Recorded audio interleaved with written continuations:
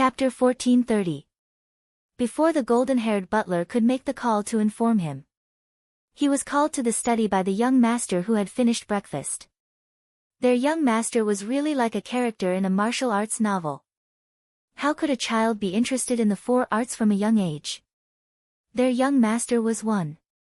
The study was separate and there were also ink, paper, and inkstones that would only be used in ancient China. The golden-haired butler deeply felt that he had made the right decision to come to the Yin family. Those book friends didn't understand what it felt like to have a real-life expert bring in. Their young master was definitely a legendary expert. However, the golden-haired butler didn't know why his young master was looking for him at this time. The only thing he could think of was that his young master would definitely warn him not to say anything he shouldn't say. Don't ask him why he knew. That was how online novels were written. However, Qin Mo didn't say this. Instead, he asked, "Do you have any experience raising children?" The golden-haired butler, Qin Mo, raised his eyebrows. N? The golden-haired butler straightened his posture and temporarily treated it as the young master asking him for advice. In the West, when raising children, we pay special attention to one thing. We have to cultivate the child's independence. After saying that, he observed the young master's expression. He seemed quite satisfied. He continued, "For example, it's better to let the child do it himself." When Qin Mo heard this, he looked up. "May I ask, how old are you this year?" "Young man, I'm 24, the golden-haired butler said in English. After Qin Mo heard this, he put down the notebook in his hand. 24 years old shouldn't be married yet. I've read Western books. It seems like you have no experience in teaching children. So?" The golden-haired butler didn't quite understand this sentence. Qin Mo seemed to be specifying some plan and said to himself, "You still have to feed the baby tiger." The golden-haired butler. "Young master, since you have already decided, why are you asking me? What's more, the baby tiger is still young. You are the same age. Also, change my breakfast to milk in the future." When Qin Mo said this, there was no expression on his little face. The golden-haired butler was confused. "Young master, I thought you didn't like milk." Chairman had even specifically mentioned this point in the kitchen. The young master had a preference for Chinese food and did not like milk with its fishy smell and foam. He rarely drank it. Why did they suddenly want to change breakfast? Qin Mo's fingers paused when he heard the butler's question. What else could it be? 3 centimeters. Young master. The golden-haired butler glanced sideways and asked again. Qin Mo's expression was calm. "From today onwards, I like it."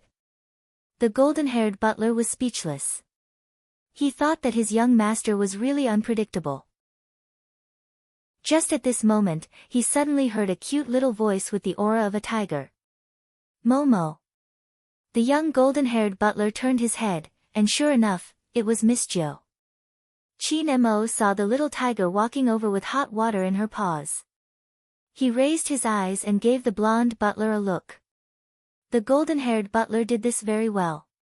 His eyes lit up as soon as he saw it. His comprehension ability was very strong.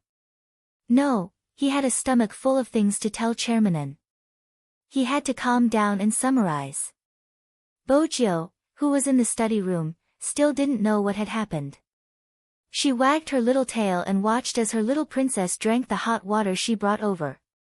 His heart was filled with boundless satisfaction. Yesterday, Momo didn't drink the food she brought over. Today, she didn't resist. This was a good sign. She believed that soon, her little princess would agree to buy herself to her. She was so happy. Qin Mo drank the hot water in the cup and his throat felt much better. Then, he looked at the little tiger wagging her tail in front of him. He completely rejected the young butler's suggestion. The little tiger already knew how to take care of him. She didn't need to cultivate any independence. However, there was one thing that didn't develop according to Qin Mo's plan. After the little tiger watched him drink the medicine, she suggested going home. She wagged her tail and said, "Mommy is back. She must be pestered by Dad again. I have to go and act cute. Otherwise, Mommy will be worried." He knew that what the little tiger said was right. But his original plan was to teach her how to write. In this case, he could only stay in the study room. Qin Mo told himself that it wasn't a big deal. In fact, it would be quieter. Bo Jiu saw the little princess agree. Then, she stood beside the study table and picked up the brush on the table. She looked at his face, which was half hidden in the light. He seemed to need someone to hug him. As Bo Jiu thought about this, she couldn't control herself. She used a little more force and hugged him. However, the brush fell and the other end successfully scratched Qin Mo's face. There was a second of awkwardness. Bo Jiu started to realize that she was too rough. She reached out her claws to scratch her ears. Her little princess would definitely call her name again. Unexpectedly, that person just glanced at her. Then, he took out a piece of paper and wiped his dirty face. The more he did this, the more little Tiger Bo felt guilty and flustered. Qin Mo was clear about one thing. Naturally, he had to treat her differently if she was raised by him or not. If he raised her, he had to teach her slowly. Don't rush over like this in the future. Bo Jiu nodded and said, "Momo, can you not practice your calligraphy first?" "Why?" After Qin Mo wiped his face clean, he gave off the feeling of a little prince. Bo Jiu held his hand. "I want to bring you to meet my parents.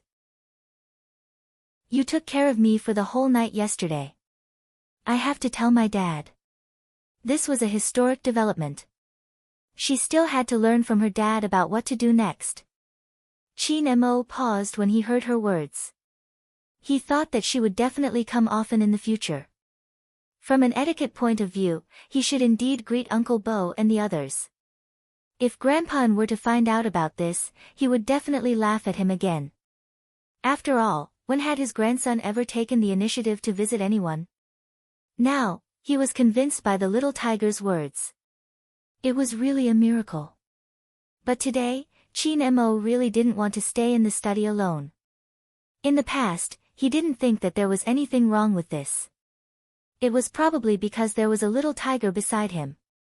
Suddenly, without her, the study became very cold and cheerless. After finding a reason to convince himself, young Master Qin tidied up. Young Master Qin packed up and took out his own down jacket with a furry collar. He covered the little tiger with it. At this moment, Bo Jiu didn't feel any pressure wearing Qin Mo's clothes. Instead, it made her little face look even better. The two of them were wearing the same brand of jacket. Young Master Qin had a taste in clothes since he was young. It was probably because of movie Queen Anne's influence. Now, the two of them were wearing the same series of down jackets and stepping on the white snow. No matter how one looked at them, they gave off the feeling that they were carved out of jade.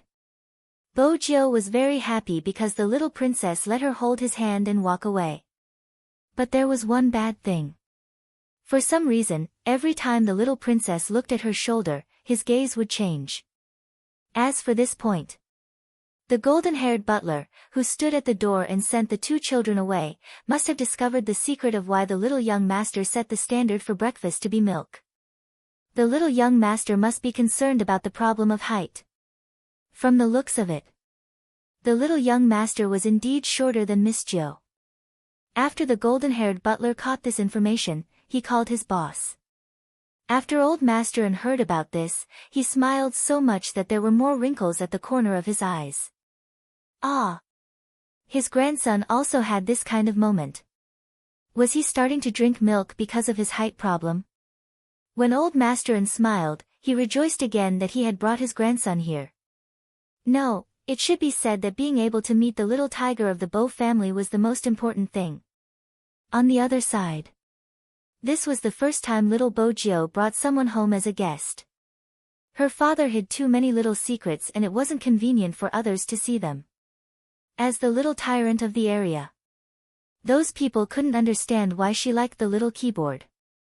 To those who didn't understand her, Naturally, Bojio wouldn't bring it home. Momo was different. She knew that the little keyboard was very important to her. She even wiped it for her and let her hug it. Anyway, how did little Tiger Bo see her little princess now? Mr. Bo didn't expect that his Lord Jiu would bring young Master Qin from across the street to freeload. He had originally set up the image of a man who relied on women. After seeing Qin Mo, he raised his eyebrows lazily. Qin Mo was a smart person. He thought of the adult he saw at home and the adult who was wearing a headband on his head and dressed like a student. He called out calmly, "Uncle Bo." Mr. Bo smiled. "Good boy." This little devil from the Qin family was really interesting. But no matter how interesting he would probably fall into the hands of his Lord Jiu. He knew very well that when his little ninth master wanted something, his passion could melt a person's heart. He could do whatever he wanted. Mr. Bo invited them to sit down elegantly. Mrs. Bo was wearing a business suit and a pair of black high heels. It seemed like she was going out. However, when she saw her daughter, the coldness in her eyes melted. She bent down and carried her daughter up. Was Jiu obedient today? Mrs. Bo looked at Mrs. Bo. Yes, Jiu promised obediently. I wasn't naughty at all. Mrs. Bo smiled lightly and pinched her nose. When she saw Qin Mo standing on the other side, a hint of surprise flashed past her eyes. Her Jiu would never bring little children home. This was the first one. Moreover, he had Chinese blood in him. Mrs. Bo was a businessman. She had seen many different kinds of people. But no child could be more outstanding than the little boy in front of her. It would remind her of the ancient poems she had learned before she went abroad. A bandit prince standing gracefully. He was young but noble. Where did her Jiu get to know such a little friend?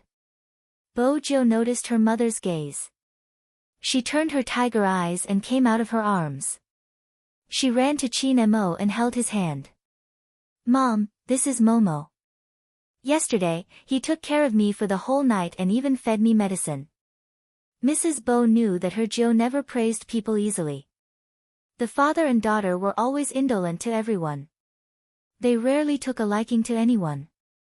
Now, the look in her daughter's eyes wasn't as simple as this boy taking care of her. Mrs. Bo wanted to say something. But she saw the boy make a movement. It was a very small movement. He just stretched out his hand to help her Jiu pull up her sleeves. Her Jiu had been smart since she was young. Her memory was different from other children. Mrs. Bo wasn't at home. Sometimes, she wondered if this kind of memory was imperceptibly influenced by others. This was both a good and bad thing for children. If their intelligence was high, they might not be able to make friends during their childhood. She was always worried that no one would take care of her Jiu. Now, it seemed that she didn't have to worry so much. Among her peers, there were people who could understand her Jiu. It seemed that not only did they understand her, they even did the job of a mother. Thank you, little Prince Mo, for taking care of my Jiu. Mrs. Bo bent down and touched Qin Mo's head gently. You haven't eaten lunch, right? I'll make something for you and Jiu later. Qin Mo didn't say anything. Mr. Bo opened his mouth. Don't you have a meeting to rush to? As expected, you are just coaxing me. Mrs. Bo glanced at him. What she meant was that there was a child around and he, the older child, should wait for a while. Mr. Bo placed his hand behind his back. It seems like I'm going to fall out of favor. It was just 2 sentences. Qin Mo knew what kind of situation this family was in. It was completely different from his family. His mother was taken care of by his father.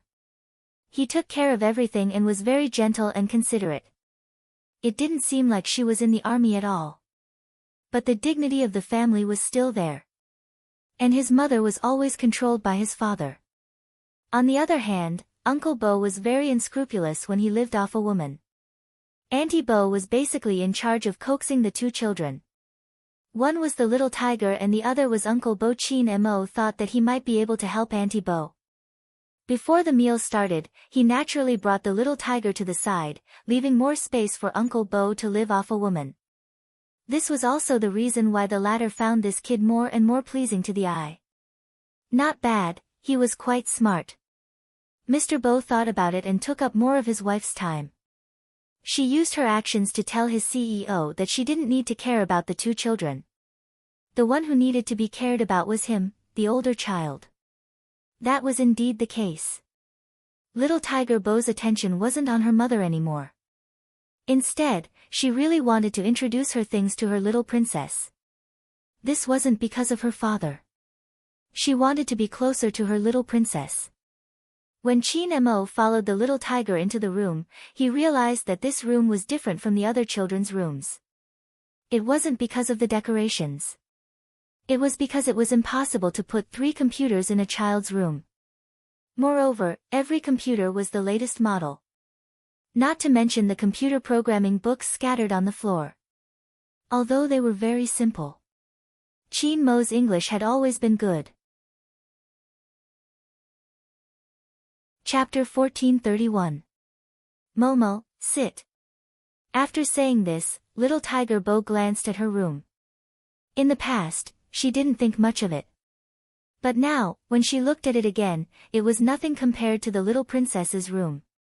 Hence, the little tiger wagged her tail and explained forcefully, I usually like to clean but I caught a cold yesterday and couldn't clean. The room is messy. Why don't you sit on my lap? After saying this, she patted her leg.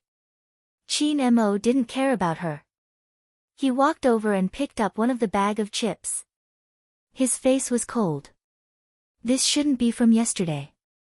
Little Tiger Bo, who was exposed, started to change the topic. Momo, let me introduce my pets to you. This is Little Silver number 1, this is Little Silver number 2, they were all computers. Chin Mo glanced over. He knew that the child needed to be coaxed, so his praise was rather perfunctory. Not bad names. If the computer had sentience, it would definitely jump out and ask the little prince what was so good about Little Silver number 1 and Little Silver number 2. On the other hand, Little Tiger Bo was delighted that her taste was approved. I haven't completed my mission today. Momo, wait at the side. I'll be done soon. Ever since she was young, Bojio rarely trusted anyone. It was probably like what Madame Bo said. This child took after her father. She might look lazy, but in reality, it was hard to get close to her.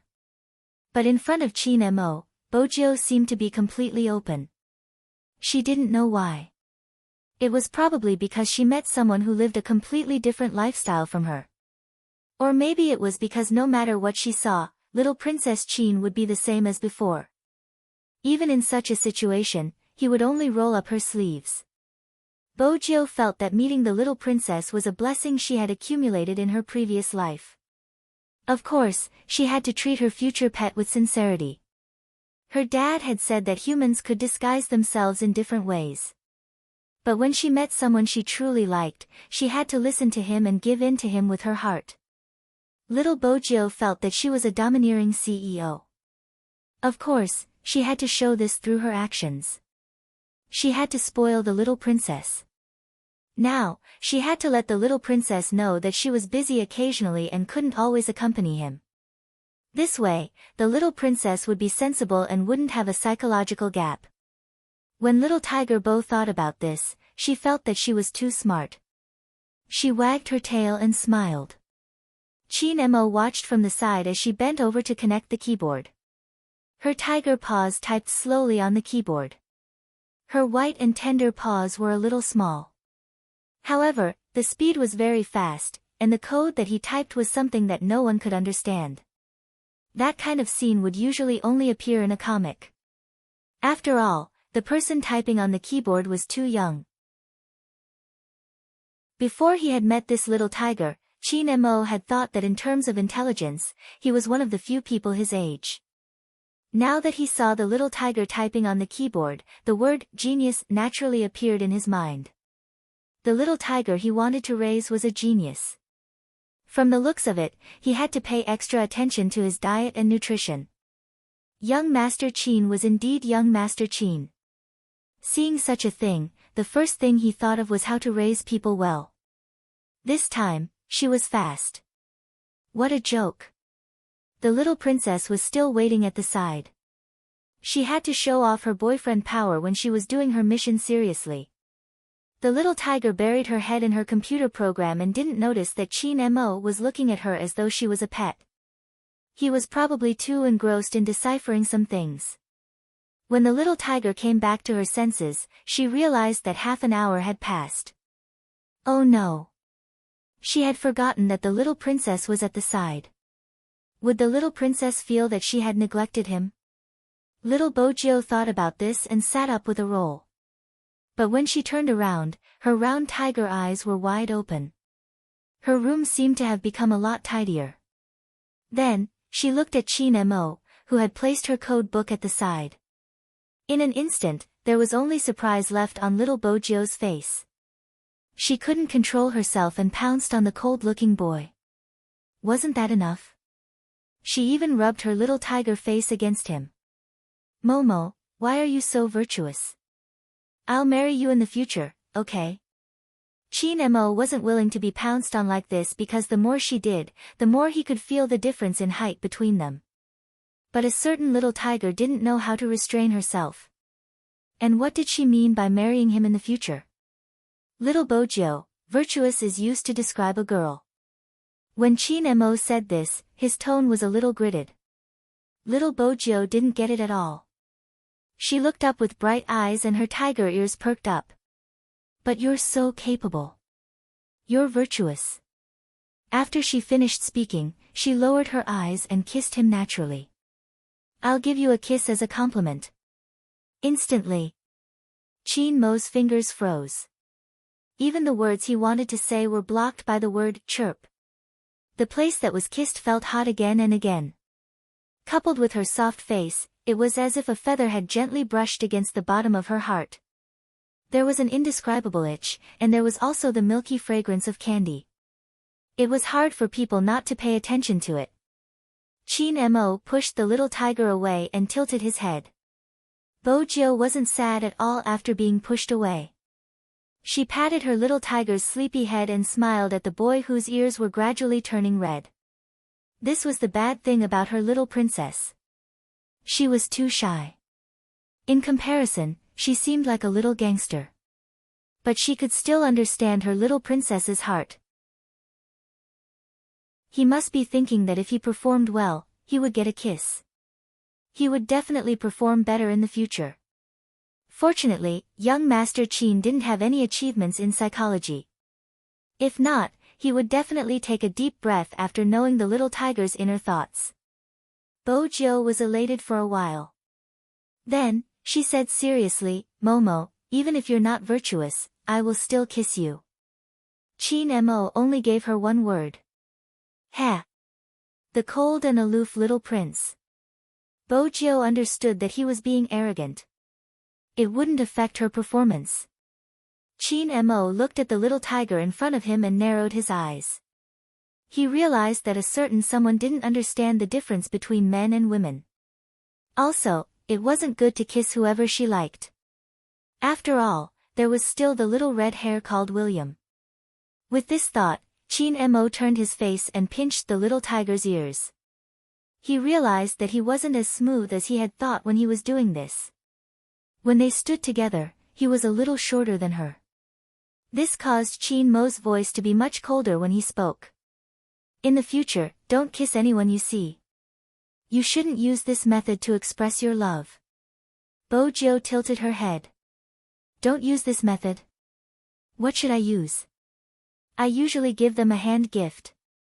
A hand gift is for a boy to a girl. Besides, there isn't a hand gift in China. Did she want to kiss anyone she saw? Bojio blinked. But we aren't in China now. Don't you have basic manners? Do you usually attend banquets? Qin Mo interrupted the little tiger. Bojio shook her head. I don't. Do you follow Grandpa to socialize like me? Qin Mo asked again.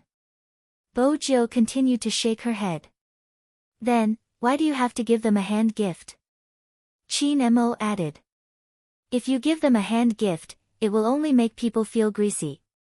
Alright, Bojio didn't want to be treated as a greasy uncle. She was so cute. Then, I won't kiss them. The little tiger said obediently, but in reality, her little face was still mischievous. Chin Mo was used to it.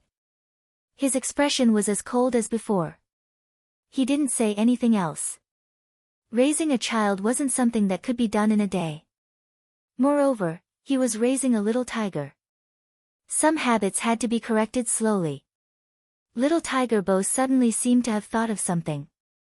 She pulled her little princess's hand over and opened one of the computers. One of her little hands moved as though she was modifying some program. Even though Chin Mo's intelligence was high, he was still lacking when it came to computers. He couldn't understand what the little tiger was doing. He could only see his name flashing. Then, a certain someone's tail wagged twice. Momo, use the mouse to play this game. It's very fun. It will take less than a minute. Even though Chin Mo didn't understand the code, he knew that this was a simple little game that the little tiger had made herself. Is this the mission you were talking about? Bojio replied. My dad gave it to me. If I don't do it well, I will eat his instant noodles. I would rather die than eat his noodles. It could be seen how dark Mr. Bo's cooking skills were. Chin Mo wasn't someone who liked to talk about his elders. But little Tiger Bo was. It wasn't easy for her to find someone to complain to. Little Tiger Bo counted her fingers and started to criticize her dad's various shortcomings. He always plays rock paper scissors with me. In order to get more love from my mom, he even says that he cooked the noodles because the noodles he cooked can't be eaten. Last time, he added squid in the noodles. The squid was too disgusting and he didn't cook it well. He said that he should cherish his food and brought a pot out to feed the kitten. In the end, even the kitten didn't want to eat the food he cooked. Yet, he likes to show off his cooking skills. Speaking up to this point, the little tiger wagged her tail again. She looked at her little princess seriously and said, Momo, later, if my dad takes something for you to eat and says that he cooked it for my mom, you mustn't eat it. It's poisonous. Okay. Chin Mo agreed casually. In his heart, he was thinking about what the little tiger usually ate if that was the case. However, he was already prepared for this. After all, the memory of her and Uncle Bo going to their house to freeload food was still fresh in his mind. Little Tiger Bo didn't know that her plan to pretend to be obedient that day had been exposed. She used her small hand to poke the screen and told Chin Mo, Momo, you can move the mouse now. Chin Mo didn't have any feelings towards games. But no matter what, he was still a boy. He found it interesting. He pressed the button with his right hand and the little zombie on the screen jumped forward. The simplicity of the program meant that it was easy to operate. There wasn't any difficulty. At first, he thought that he would just have to jump out of the small wooden coffin and get the blood fruit. To Chin Mo, this wasn't a challenge at all. Unexpectedly, when the little zombie he was controlling received the blood fruit, a line of words suddenly appeared on the screen. Congratulations to my little prince Momo for successfully passing the level. I'll give myself to you. Chirp. Then, on the screen, the special effect of the stars spread out. Every star had the word Momo written on it. Chin Mo's fingers paused. He seemed to be able to see the broken stars reflected in his eyes. He had to admit that the little tiger was very good at making people happy. But, the program in the game was written a long time ago. Just now, you just changed it to my name, right? When Bojio heard this, her eyes widened. Momo, you're so smart. Chin Mo didn't say anything. If this program was written a long time ago, what was the previous name? Bojio didn't realize that the little princess beside her was a very possessive person.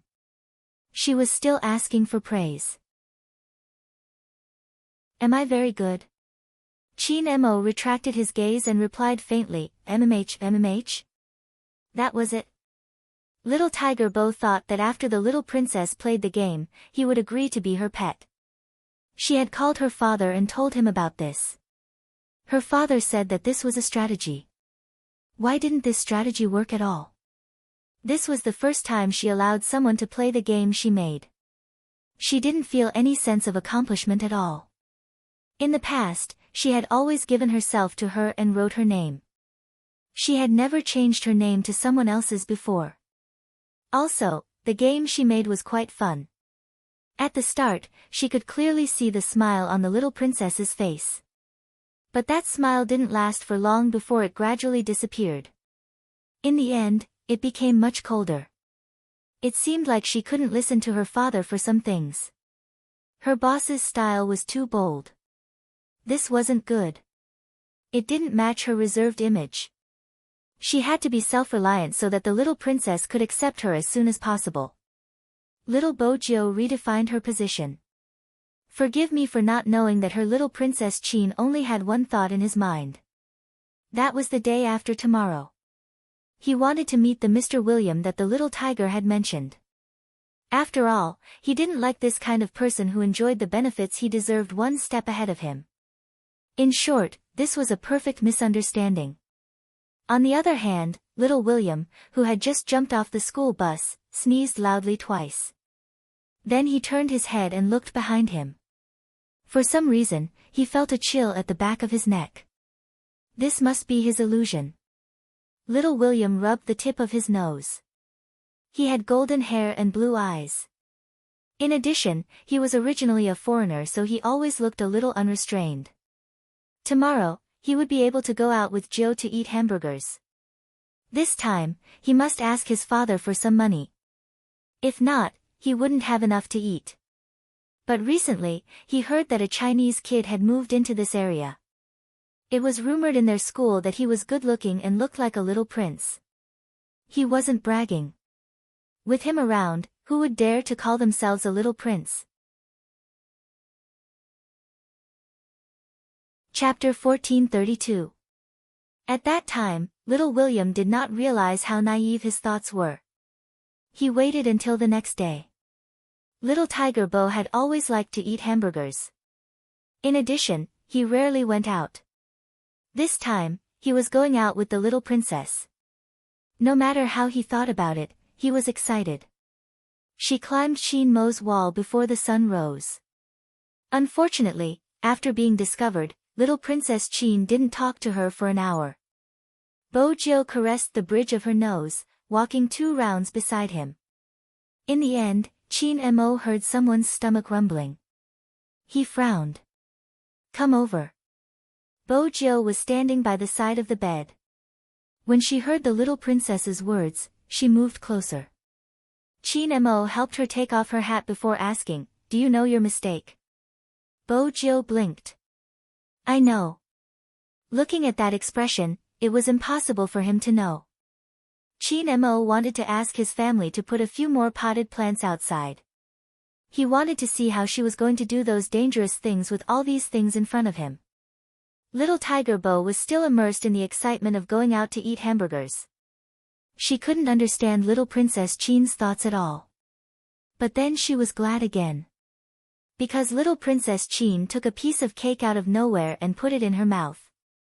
Delicious. The outside was crispy, but the inside was soft with a hint of sweetness. It wasn't like the snacks she had eaten before.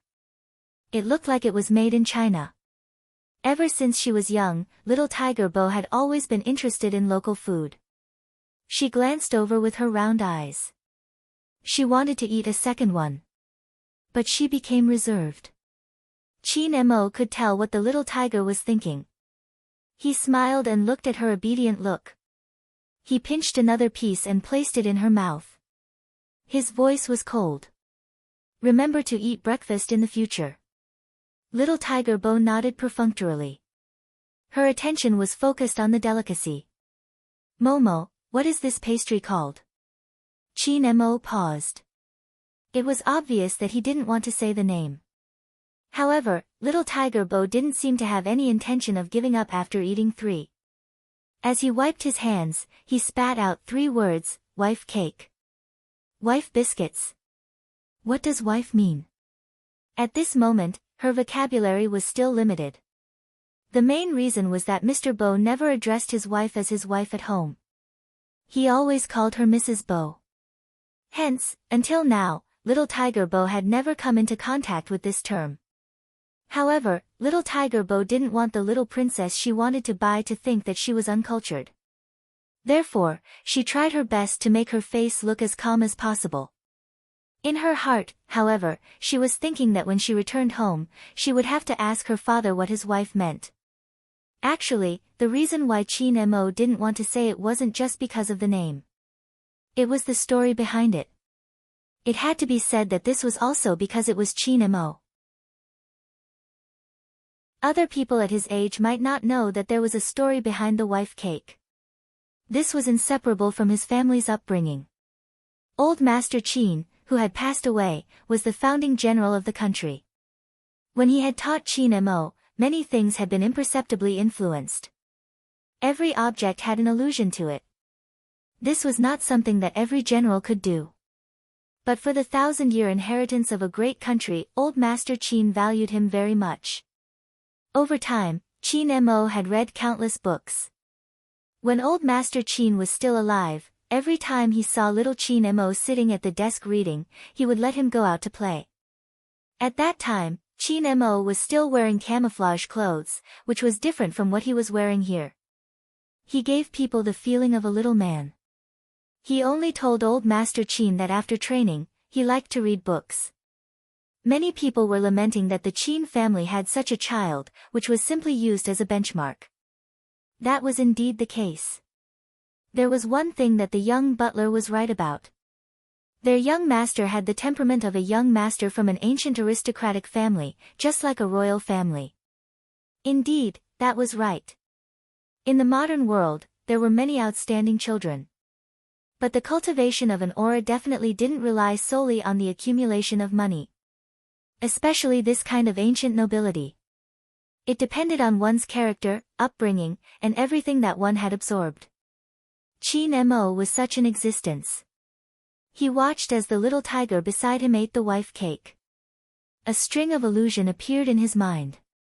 Fortunately, the little tiger didn't know the meaning of a boy giving a girl a wife cake to eat.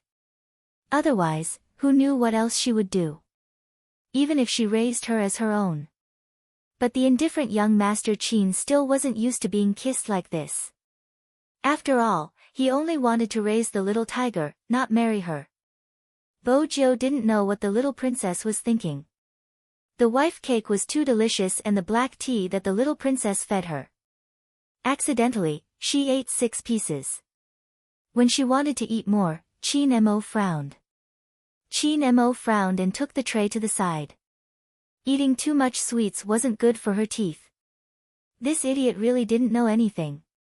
Chin Mo now understood the helplessness of raising a child. There was nothing left to eat. Little Tiger Bo patted her clothes and stood up. Today, Bojo didn't wear her pajamas. Instead, she wore a pure white sweater and the black down jacket that Chin Mo had given her yesterday.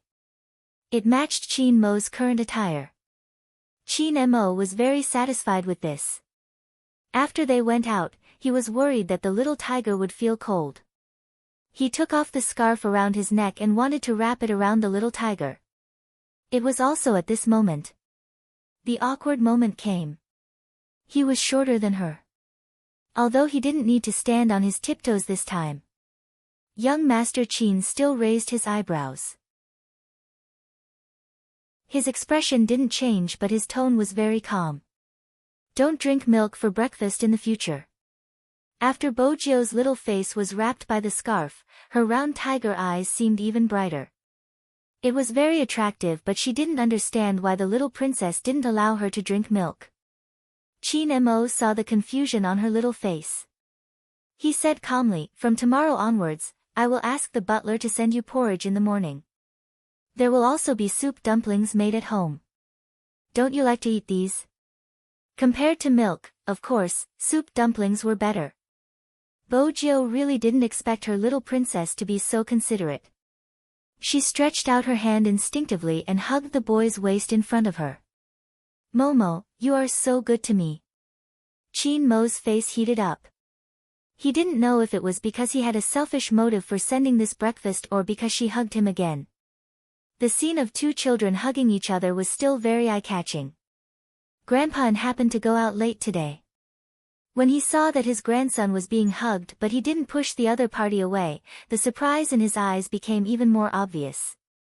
He knew that his grandson treated the little tiger of the Bo family differently, but he didn't know that it was different to this extent.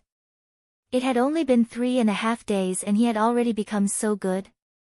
Was his grandson's cold and aloof persona about to crumble? But this was also good.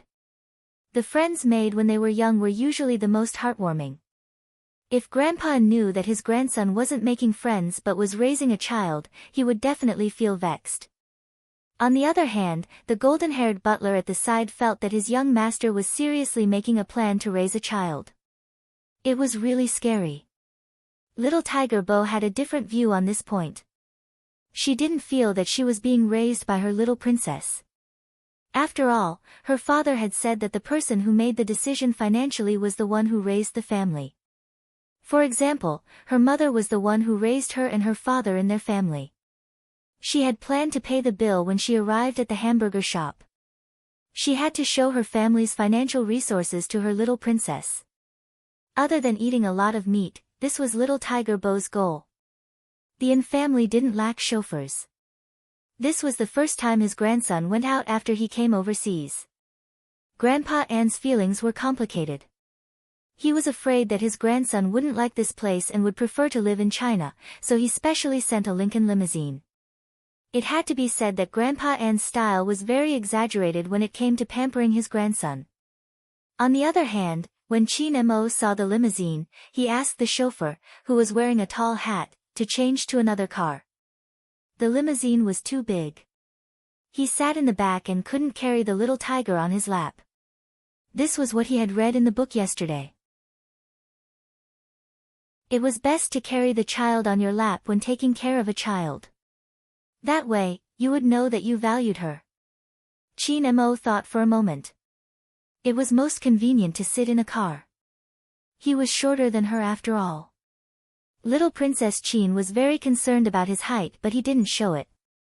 On the other hand, little Tiger Bo was a little surprised when she was carried in the car. Usually, she was the one who thought of ways to pounce on the little princess. It was really abnormal for the little princess to take the initiative to hug her. Was the little princess not shy anymore? Bo Jiu tilted her head and studied Chin Mo's expression. She could only see the coldness on his face. She couldn't see anything else. At the start, Chin Mo felt a little uncomfortable. After all, he had never hugged anyone before. After driving for 3 minutes, he got used to the milky fragrance on the little tiger's body. Bo Jiu opened her eyes wide. She sat in his arms and looked left and right through the car window. Every time she passed a street, she would introduce it to Chin Mo. Momo, you must go and play here. My dad brought me here and it's very fun. Momo, there is a river on your side and across the river is my dad's school. In the past, before you came here, I would always go there to play alone. My dad is still a postgraduate student. Can you believe that a person like my dad is also a postgraduate student? My dad is too dissolute. I have to help my mom keep an eye on him. There was a period of time when I went to spy on him every day. In the end, that guy only knew how to sleep. He even placed me under his desk and made me sleep there. But when the bearded Professor Robert teaches, it is really easy for people to fall asleep. Anyway, it's not easy to describe. The scenery outside was very good. In addition, the baby's voice was soft and cute. Everything seemed to have entered a European-style painting. Everyone who lived abroad knew this. Due to the environment. The streets here were very clean. In addition, it had just snowed. There was also a sweet fragrance in the air. When they passed by the square, there was even a flock of white pigeons flying past. The people walking on the street liked to hold a cup of coffee in their hands. The European-style buildings rose from the ground. Most of them had clear colors. This was probably the charm of this city. But Qin Mo didn't look at the scenery. Instead, all his attention was on the little tiger in his arms. Other than rolling up her sleeves. From her words, he came to a conclusion. The little tiger he was going to raise seemed to have a good memory. Not all children could remember the way. Even adults would get lost. Take his mother for example. She would never be able to tell north from south. But for the little tiger, not only could she tell the direction, but she could also remember the appearance and direction of each street, as well as what was there. This was no longer about the sense of direction. It was about memory. Qin Mo raised his eyebrows. He had to admit that the more he interacted with the little tiger, the more he felt that his superpower was nothing. Because there was someone here who was similar to him. She seemed to want to confirm something. Qin Mo pulled out a book from the back of the chair in front of him. It was a book that his grandfather often read. It was an English version about business. This shouldn't be a problem for the little tiger. He flipped to a page. Little Bojo. MMH? Little Tiger Bo was still mischievous. She was thinking about how to kiss the little princess without being noticed. What's written here? Qin Mo pointed at one of the paragraphs. Bojo lowered her eyes. Her eyelashes were long as she read a paragraph. After Qin Mo finished listening, he closed the book. Little Tiger Bo realized something. Was the little princess asking her a question just now? It was really too cute. She wouldn't laugh at the little princess's poor English. After all, she had just started to learn the Chinese characters seriously. Just as she was about to give the little princess a kiss to comfort him, the little princess spoke again. The little princess spoke again. How much do you remember about the part that I just read? Little Tiger Bo thought to herself. He was asking her for a question again. He was really arrogant and cute. He angrily repeated what he had just said. She was waiting for the little princess to look at her with admiration. However, there was nothing. Qin Mo just placed the book down and smiled. As expected, it's just as I thought. This little tiger was the same as him. She had a photographic memory. Of course, memory could be developed later on. She just needed a little bit of talent and a memory bank. It wasn't impossible. Anyone who had watched The Strongest Brain would know. Every object and place has a connection to it. As long as you remembered these connections, remembering things would be very easy.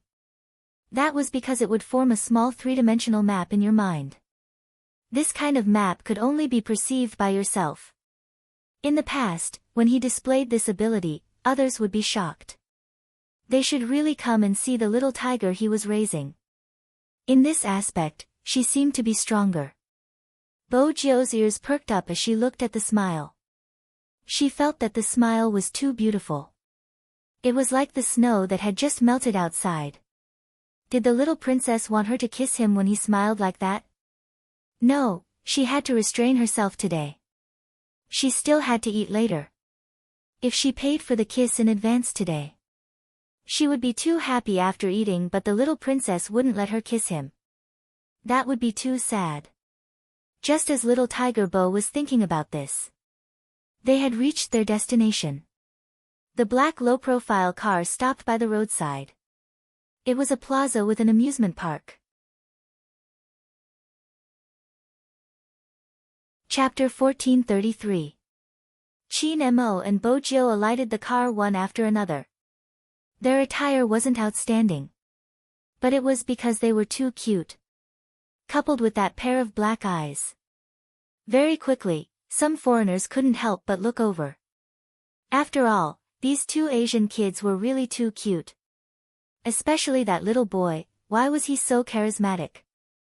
After Qin Mo alighted, he didn't leave immediately. He didn't let the little tiger run around either. Instead, he lowered his lids and adjusted her down jacket. Then, he helped her adjust her scarf. When the foreigners saw this scene, they felt that it was too loving. Did all Asian kids take care of people like this? Even though the driver, old Wang, had lived here for a long time, he knew his young master well. When he was watching from the side, he wanted to record this scene with his phone and send it to Chairman N. It was really unbelievable.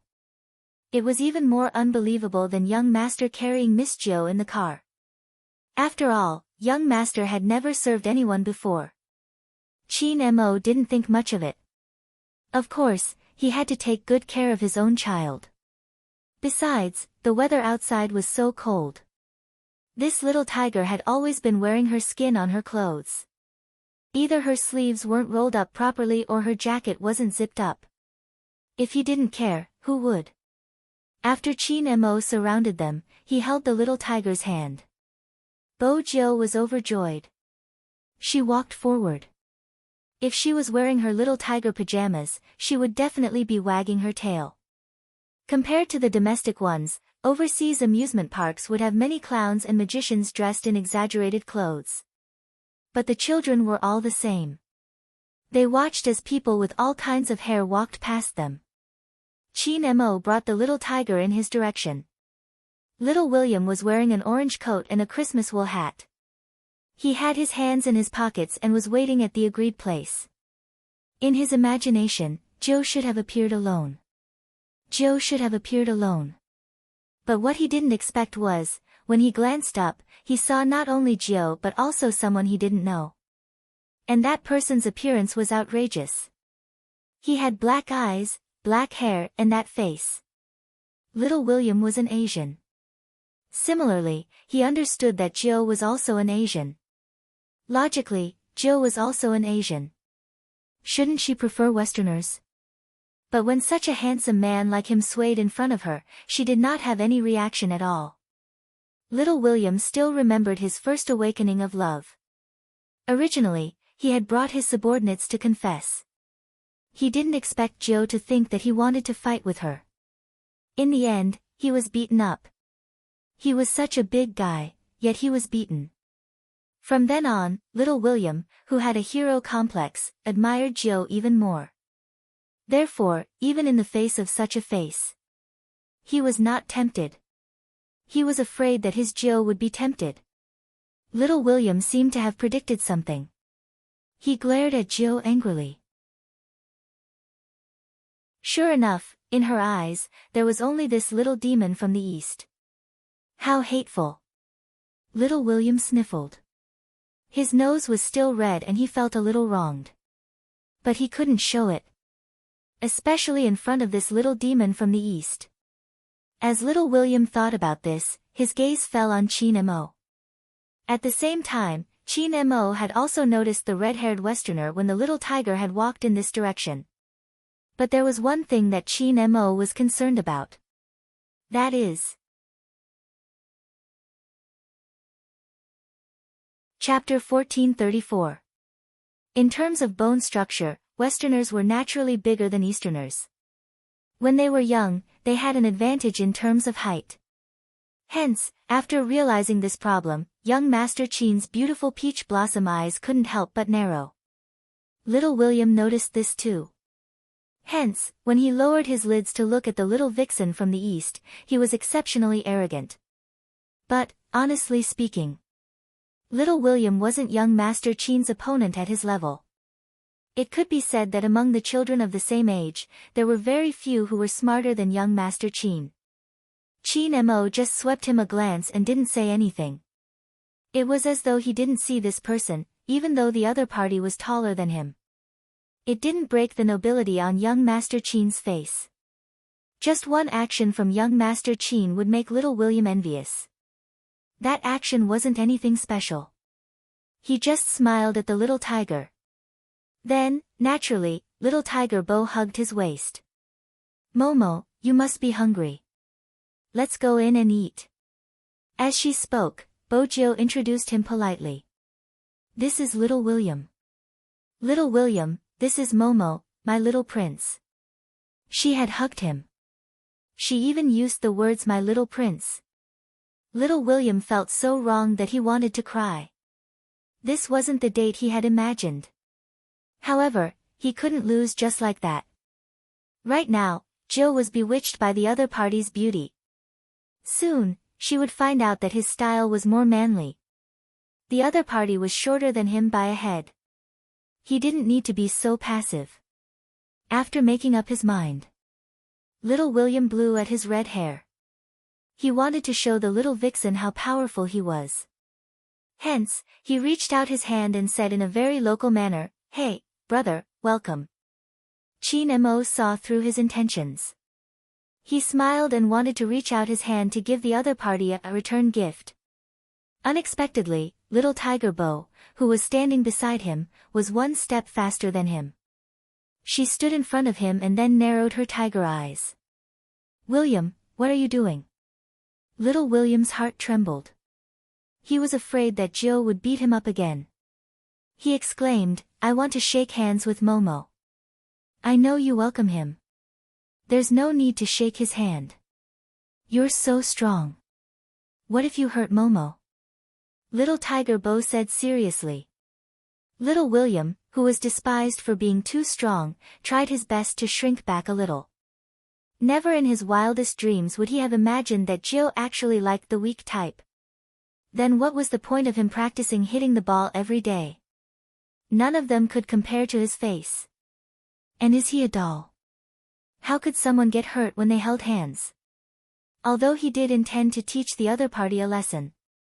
But saying it like that was too hurtful, old friend. We are all children, but why is there such a big difference in the way we are treated? Little William's expression was extremely colorful. Chin Mo looked at the little tiger in front of him, and the smile on his face deepened. When little William saw that smile, he almost attacked. After all, he was young and vigorous. Oh, no, he had the spirit of a hero. When this little Eastern demon was laughing just now, he even raised his eyebrows in his direction. That was a blatant provocation. Unfortunately, Joe didn't let him shake hands, and he didn't dare to shake hands. It seemed that he could only find time to teach this little demon from the East a lesson in the future. He would go to school anyway. Chapter 1435. Little William was still thinking about this. He didn't expect the other party to send himself to him. That was because the little vixen from the East said faintly, "It's fine to shake hands." Little William straightened his body instantly. His red hair moved and his entire body emitted an aura that seemed to be saying, "Since you walked right into my trap, I'll teach you a lesson now." Chin Mo was wearing a black down jacket and a pure white scarf that was wrapped around his neck. It was as black as ink. He stretched his hand out. Little William smiled. He thought that he was very devilish and unruly. His hair was still red. The moment his fingers touched, little William used a lot of strength. He was waiting for this person to kneel down and beg for mercy. Wait a minute. This didn't seem right. Little William's eyes widened because of the pain from his fingers. A child couldn't hide his emotions and his face was filled with astonishment. He wanted to use more strength to retaliate. But the other party didn't give him the chance. His right hand was starting to turn numb. However, just as little William was about to bend over from the pain, the person on the other end suddenly released his hand. The person on the other end suddenly let go. Then, he curled his lips and said in a calm voice, "My hand hurts a little." "William, you're really strong." Little William, whose hand was numb, "Excuse me?" "Me?" He should be the one complaining about his hand hurting. Little William was panting with rage. He wanted to pull the little vixen's collar up. On the other side, Bojo grabbed his wrist. Her big eyes were still black. She asked seriously, "William, do you want me to beat you up again?" Little William. This wasn't the date he had imagined. He wanted to tell Joe that the little vixen was acting. However, when the vixen turned his head, he seemed to be in pain. Little William was on the verge of tears. Were all the Chinese so good at acting? Joe. Little William's eyes were red. Little Tiger Bojo patted his shoulder and said angrily, "William, don't pretend to be weak. Come, let's go in." I'll give you your favorite Big Mac. Little William, why was he pretending to be weak when he cried? He was so angry. Wait a minute, when the little vixen glanced at his shoulder again, why was there a murderous look in his eyes? He, you're not going to pretend anymore. Little William took a deep breath and prepared to fight. He didn't expect the person standing in front of him to look a little lonely from his angle. His eyes were half closed as he shook his hand. If he wasn't the person involved, he would have thought that the other party was really injured. But he knew that the other party wasn't injured. He really wanted to say something. Unfortunately, Joe had already moved. Momo, are you okay?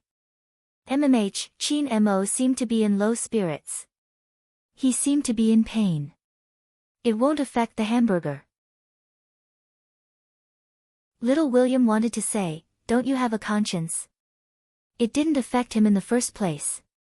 It would be strange if it did. Don't think I can't see through your tricks. You're just trying to confuse people. Little William turned his head helplessly. As expected, he saw Joe's distressed face. He watched helplessly as Joe pulled the little vixen's hand up and placed it by her lips. She kissed it and said in a baby tiger's voice, Momo, I'll help you kiss it and it won't hurt anymore. The next time little William shakes hands with you, you just have to look at him. He's so strong, it'll hurt you easily. Chapter 1436. What did he mean by just taking a glance at him? Joe, when you hit me in the past, you had to bow to me first. Why did you disappear after seeing this little vixen? Sob, sob, sob. Little William's sadness had already flowed like a river. But in front of his love rival, he couldn't be weak. At that time, little William didn't understand what kind of opponent he had met. He could only say that the child was too young. He was still looking at Chin Mo from the corner of his eyes. Chin Mo's face was as elegant as before. But when Bojio lowered her eyes, he looked up and looked towards little William. His gaze was so cold that even the big guy, little William, felt a chill down his spine. Where did Joe bring such a person from? He looked like a devil. She seemed to have heard little William's inner cry for help. A clear English voice came from the other side. Chin. Why are you here? Chin. Little Tiger Bo was the first to react. Her round tiger eyes looked towards the direction of the voice. There were 3 little girls wearing puffy skirts and furry jackets standing there. The person who spoke was Angelia. She had blue eyes and golden hair. When the sunlight shone on her, it seemed as though there was a layer of halo. This made little Tiger Bo, who had always been obsessed with beauty, take a few more glances. She turned her head and said, Momo, is this your new friend? She looks so pretty. Chin Mo knew a certain someone's preferences. When she saw someone beautiful, her pair of tiger eyes would definitely light up. But a certain someone's preferences. It was time to change it. Chin Mo turned his body and discreetly let a certain little tiger stay behind him. At this moment, Angelia and the other 2 little girls walked over. They were still holding the ice cream cone that they had just bought. Chin, are you here to play too? When Angelia ate the ice cream, her blue eyes were very attractive. However, after studying it, little Tiger Bo realized that it wasn't as pretty as her little princess. Her little princess's eyes looked black, but under the sunlight, one could see that they were glowing with amber. There was no comparison at all. Chin Mo didn't know what Bojio was thinking about. He just looked at the little tiger in front of him. Her tiger eyes kept moving around other people's bodies. He frowned slightly. Then, he reached out and put on the hood of the little tiger jacket. He looked up at Angelia and said in a calm voice, okay. After the banquet. Angelia was used to William's lack of words. She turned her head and said in surprise, William, you know Chin. When we were in school, didn't you say that you didn't know there were Asians moving in? When William heard this, the expression on his face became even more indescribable. After all, he had just found out that this demon was the Asian who had just moved here, the one who called himself the Little Prince. He really didn't want to talk anymore, but he had to force himself to say, "I'm trying to be mysterious." "I see." Angelia wasn't sure what had happened, but it didn't affect her happiness when she saw Chin Mo. Even her voice was cheerful. "Chin, are you going to the amusement park? It's fun inside." "No, thank you." When Chin Mo said this, he didn't look at Angelia. Instead, he looked to the side and pressed down the little tiger's paw that wanted to be naughty. Chapter 1437. She shouldn't be able to see him. Besides him, who else did she want to see? Should he acknowledge another little princess? When Chin Mo thought of this, he pressed down on her wrist again so that she wouldn't have to pat someone's shoulder. "How about this? You won't be able to see him." Bo Jiao stretched her hand forward as though she was measuring the distance. Chin Mo held her hand. "I'll hold your hand. Don't shake the hat. The wind is strong and it will blow on your face." "Okay." Little Tiger Bo thought that her little princess was really considerate. She could even think of such a thing. William, who had seen everything from start to finish and knew what Chin Mo was like, felt a surge of emotion surging through his heart. This guy did it on purpose. What did he treat Jo as? Was she his possession? No. He had to warn this devil. But he couldn't do it in front of Jo. The big guy, William, wasn't too stupid. Jo was definitely addicted to the beauty and wouldn't be able to see the truth clearly. He had to warn her behind her back. If he wanted to do so, he needed a good place. Hence, William took the initiative and said, "Hey, Angelia, there are many people at the amusement park now. Chin and I don't want to go now. Why don't you come to the shop with us to eat something?" "That's great." When Angelia said these words, her gaze hadn't left the little figure with the hat. Was she from the East too? She must be Chin's family.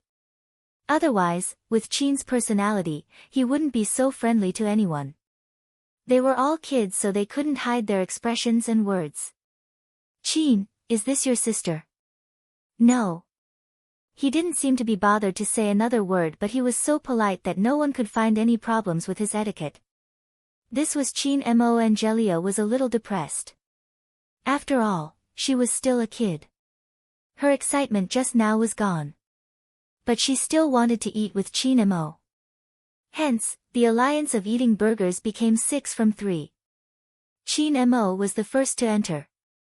But Bo Jiao was the one who ordered the food. Little Tiger Bo was very persistent about this. After all, she hadn't forgotten that she wanted to show off her wealth this time. In this aspect, Chin Mo didn't have any intention to compete. After today's incident, he understood something. No wonder Uncle Bo was like that at home. Sometimes, appearing weak wasn't necessarily a bad thing.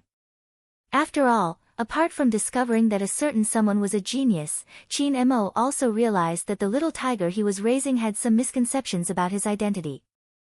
Little Tiger Bo didn't think that she had made a mistake. After all, when she grew up, she would become a CEO just like her mother. It had to be said. Little Tiger Bo was quite cool when she was on her own. She was queuing up to order food. Her nose bridge was exquisite and straight. Her eyelashes were long and black. Many people were looking at her, but she didn't seem to notice. Chin Mo lifted the corner of his lips when he saw this. A certain little tiger always felt that this was beautiful and that was beautiful. He might as well go home and look at himself in the mirror. None of these people could compare to her. Even children can't be absolutely quiet while waiting for their meals. Chin Mo got up and went to the washroom. If William followed them, he would not attract any attention. He was right. They had to take advantage of this opportunity to act. Chin Mo had long noticed the person behind him, but he continued to wash his hands leisurely. After washing his hands, Chin Mo turned to leave.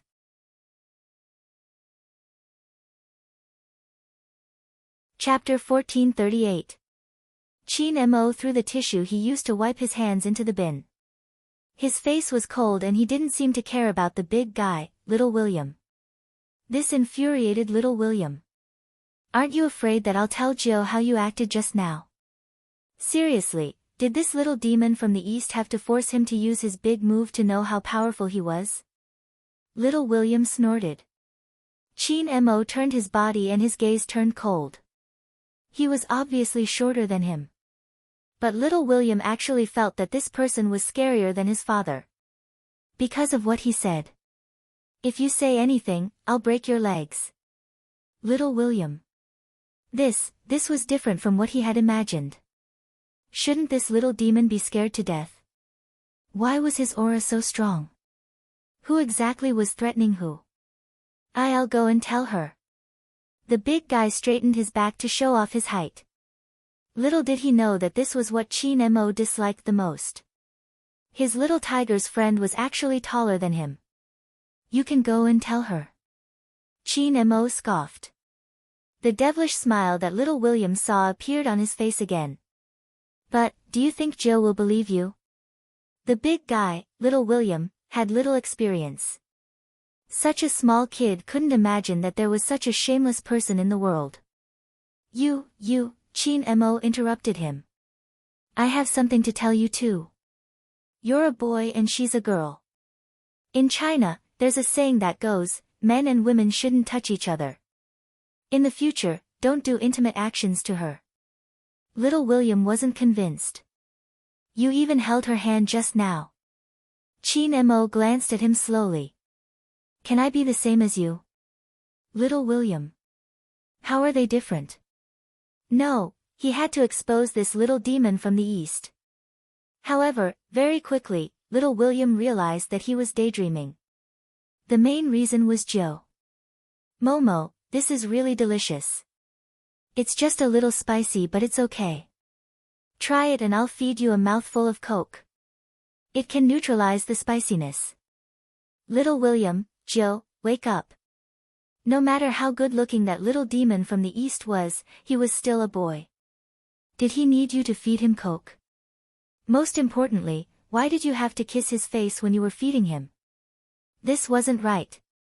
Didn't you say that men and women shouldn't touch each other in China?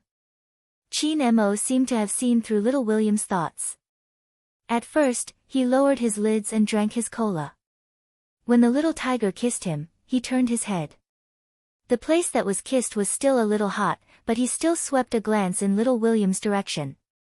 His entire body was filled with a cold aura. It seemed to be saying, I'm very respectful of Chinese etiquette, but I can't stop Jill from kissing me. Little William didn't want to talk anymore. He bit the ox burger in his hand. The little tiger was different. She was very happy, especially when she fed the little princess with the cola in her hands. The little princess's cold look was so cute that she couldn't help but kiss him. Right now, he was just practicing how to raise them. When the little princess really became hers, she would be able to feed the little princess every day. Qin Mo looked at the person in front of him who had big eyes and was holding a can of Coke with both hands for him to drink. I don't know what this guy is thinking, he doesn't even want to eat. He couldn't bear to watch any longer, so he took a French fry, dipped it in ketchup, and fed it to the silly little tiger. Bo Jiu, on the other hand, was eating one by one, looking like she was enjoying herself. If little Tiger Bo was considered a beginner when it came to feeding people, then young Master Qin's feeding would be completely different. He took care of everything slowly. When the little tiger stained the corner of her mouth while eating the hamburger, he would even pick up a napkin and help her wipe it off. Angelia, who was sitting at the side, couldn't move her eyes away. She waited until Qin Mo stood up and went to get something else. He couldn't help but ask Bo Jiu, hey, what exactly is your relationship? Relationship? Bo Jiu smiled. Her eyes were big and a little mischievous. Momo is going to marry me in the future. Let's practice first. Marry you? William, who was listening on the side, couldn't sit still anymore. Jill, you don't know how that little demon spoke to me. If you knew, you, bang. Bojo placed the cola down and grabbed little William's collar with one hand. Are you looking for a beating? If you say anything bad about my Momo again, I'll pack you up and feed you to the tigers. No, it's him. Little William was still struggling. Chin Mo had already returned. He was holding a new bag of fries. He leaned forward calmly and held the little tiger's hand. Don't fight. Bojo's eyes turned round and she explained, Momo, I'm usually very gentle. Today is an exception. Little William. Gentle? You? It's a miracle that you didn't hit me today. Where is your gentleness? Even his Joe knew how to lie. It was really painful. Angelia didn't have many thoughts in her mind. She tilted her head and blurted out, Chin, is she the child betrothed that Grandpa arranged for you? You Chinese people have an ancient way of getting married. Oh my God, you have to take care of a wife from a young age? That's not fun at all. Chin Mo raised his eyebrows when he heard this. Child betrothal. She just said that you will marry her when you grow up. Did she use the wrong grammar? Angelia felt that this was weird. Chin Mo glanced at the little tiger who had been naughty just now. Her cheeks were puffed up and she looked angry.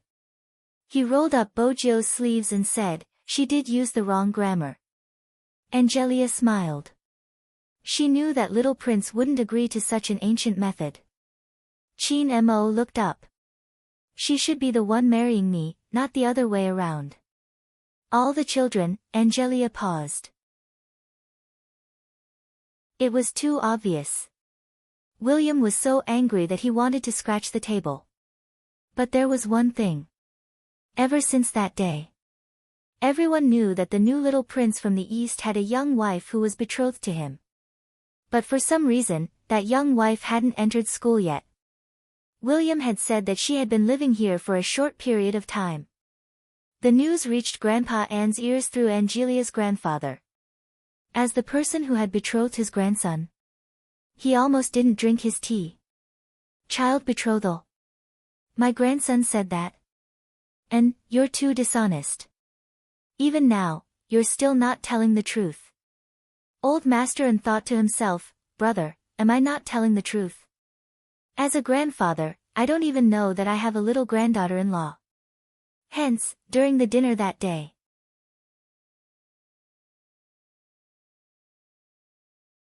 Chapter 1439. Chin Mo had expected his grandfather to ask him about this.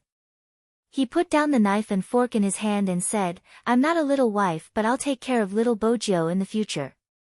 Grandfather, you can go to the Bo family and ask her to come over to eat when she has no food. Their house is always empty. MMH? Old Master An couldn't help but laugh when he heard this. He was going to take care of someone else's child but he still didn't admit it. He understood his grandson. He probably didn't have that kind of relationship. Also, he was just a little old. It was probably because he liked the little tiger too much. The love between family members. At that time, Old Master An wasn't sure. When young Master Chin said he was taking care of her, he was really taking care of her. Just like that, the two little people naturally piled up into a pile. Little Tiger Bo liked to play games. Every time she came to the An family, she would wear a set of little tiger pajamas and climb around. Occasionally, an owl would land on the treetops. Little Tiger Bo looked at little Princess Chin who was still playing chess with herself. She turned her round eyes and ran downstairs. She climbed up the wall. The young golden-haired butler stood below and said softly in English, Miss Jo, hurry up and come down. It's too dangerous. Bojo didn't listen. The golden-haired butler had no choice but to use his trump card. Young master is here. Little Tiger Bo's ears perked up. She looked down and when she saw that there was no one, she smiled. Brother Butler, you are being mischievous again. Where is the little princess? The golden-haired butler. Who was the mischievous one? Bojo was still playing around. She didn't know that someone had seen this scene. She sighed softly and reached out to pinch her eyebrows. Helplessness appeared on her cold face. Then she walked to the bottom of the tree and stood tall. Come down. Little Tiger Bo's back stiffened. She reached out to scratch her face and looked at the owner of the voice. A month had passed. She didn't know if it was because of the milk Chin Mo drank. At this moment, he was actually as tall as Bojiu. When he stood there, his aura was much stronger. Momo, there is an owl here. I came up because it is too bored staying on the tree. I want to bring it to the ground to play with it. The golden-haired butler listened at the side and looked up at the sky. To think that such an excuse could be used. The owl expressed that it was not going to take the blame. Chin Mo was already used to the little tiger's naughtiness. He stretched out his hands and repeated with a cold expression, come down. Acting cute didn't work. Little Tiger Bo hugged the tree and slid down. Chin Mo hugged her. They were the same age, but when he hugged Bojiu, he seemed like a big brother. It was probably due to his aura. The butler wanted to help, but he gave him a look. A young master who raised a child was really afraid of his words. Chin Mo removed the leaf from the little tiger's head, his voice calm. Didn't I tell you not to climb trees and walls all the time? I can't control it, Bojiu replied honestly. Chin Mo paused, not saying a word. The blonde butler really wanted to know what his young master was thinking. If there was anyone who could make the young master feel helpless, it would be the 9th young mistress. Coincidentally, Miss Jiu was growing her teeth these days, so half of her face was puffed up. Their young master would bring her over from the Bo family every day and watch her brush her teeth and wash her face. The blonde butler just wanted to say that even his father hadn't been so attentive when he was raising him. Was this the cultural difference between the Chinese and the West? Even raising a child was different. Very soon, when the young blonde butler got to know the other Eastern families, he understood a principle. He was definitely the only one who raised a child like his young master. For example, if he was an ordinary child, he definitely wouldn't have such a conversation. Chin Mo, little Bojiu. Bojiu, Chin Mo, open your mouth. Bojiu, Momo, my teeth don't hurt as much anymore. Can I not take the medicine? Chin Mo, no. Bojiu, can I kiss you after I take the medicine? Chin Mo, their young master used his looks to coax her every day. From the beginning, little Bojiu, if you kiss me again, I'll throw you out through the window. Until now, he had tacitly agreed to Miss Jiu doing anything intimate with him. When there was no one at the Bo family's side, Miss Jiu would still stay over. Every time, young master would take care of her. As one of the parties involved, little Tiger Bo didn't agree with this point. She was obviously the one taking care of Momo. Momo was afraid of the dark and didn't like thunder. She could sleep beside him and hug him. She could also show off her strength as a boyfriend. Regarding this point, little William couldn't help but say. After hearing this, little William couldn't help but say, Joe, think carefully. This time, my daddy is filming in a tropical rainforest. Are you really not going? How could that little demon from the east be afraid of the dark? Joe must have been deceived by him again. Tropical rainforest? Little Tiger Bo lowered her head and pulled her little keyboard. Alright, I'll go on the same day and come back on the same day. Little William immediately said, it's in the suburbs. I'll be back in 4 hours. It was supposed to be 4 hours. But once they started filming, time was out of their control. As usual, Chin Mo appeared at the Bo family's house at 4 in the afternoon. He brought little Bojiu, who had to complete missions every day, home for dinner. Unexpectedly, he wasn't there. The person who was there was Mr. Bo. He seemed to be preparing to go out. He wore a black hooded jacket and a pair of leather gloves. It didn't match his usual image of a man who lived off a woman. Uncle Bo, it seemed that no matter what Mr. Bo looked like, Chin Mo would always be able to maintain his manners. When Mr. Bo saw Chin Mo outside the door, he held the door frame with one hand and smiled. No matter how he looked at it, he looked evil. Are you here to fetch Jo? She isn't here today. She went out to play with little William. Are you angry? Chin Mo paused. His voice was calm. No. Oh. Mr. Bo smiled lightly and raised his eyebrows. Then, I'll let Jo play outside for a while longer. Chin Mo replied casually. He wore a little scarf and walked back to the villa. He wanted to finish playing checkers just now. But when he saw the little keyboard on the sofa, he felt a wave of frustration. When it was almost 6:00, the N family started eating on time.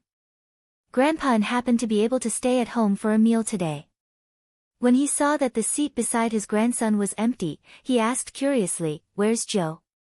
The young golden-haired butler tried his best to signal Grandpa N with his eyes. Grandpa N was still guessing the reason. His grandson, who was sitting opposite him, said, "She went out to play with someone else." Grandpa N felt that he didn't see wrongly. His grandson's eyes were cold when he said this. He didn't know if it was because one person was missing. Even though there was a table full of dishes, the atmosphere at the dining table didn't lighten up.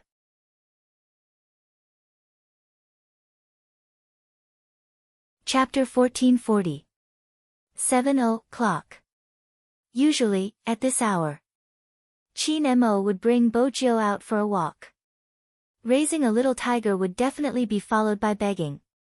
But today, Chin Mo didn't go out. Instead, he sat in the study room with a book in his hands. After flipping a few pages, he looked up and glanced at the clock hanging on the wall. 8:00. If a certain someone came back at 8:00, he wouldn't pursue the fact that she didn't listen to him. Chin Mo had never felt that time was so long. 7:00, 7:30. 8:00, 8:30. He overturned the previous settings and changed his mind. He would wait for the little tiger to come back at 9:00. 9:00. The street lights outside the window were lit up. The Christmas tree was beautiful as usual. But Chin Mo wasn't in the mood to admire it. He took the book and went upstairs. The young butler looked at the cold little face and was shocked. He hurriedly took out his phone and read a few pages of a fantasy cultivation novel. It started to rain outside. The lights in the Bo family's house were still dark. Bo Jo didn't know that her little princess was angry because of this. When she returned home, she saw that the lights weren't turned on. She automatically walked towards the N family's house. She didn't climb over the wall because there were too many obstacles outside. She carried the mushrooms she had dug in the jungle and walked through the main door. When he saw Bo Jo, the young butler hurriedly asked her to go upstairs. When Chin Mo heard the sound, he was lying on the bed. He wasn't asleep, but his little face was obviously much colder than usual. Bo Jo turned and looked at the young butler. Her tiger eyes blinked. The young butler signaled for her to go over. Actually, he didn't need to signal for Bo Jo to go over.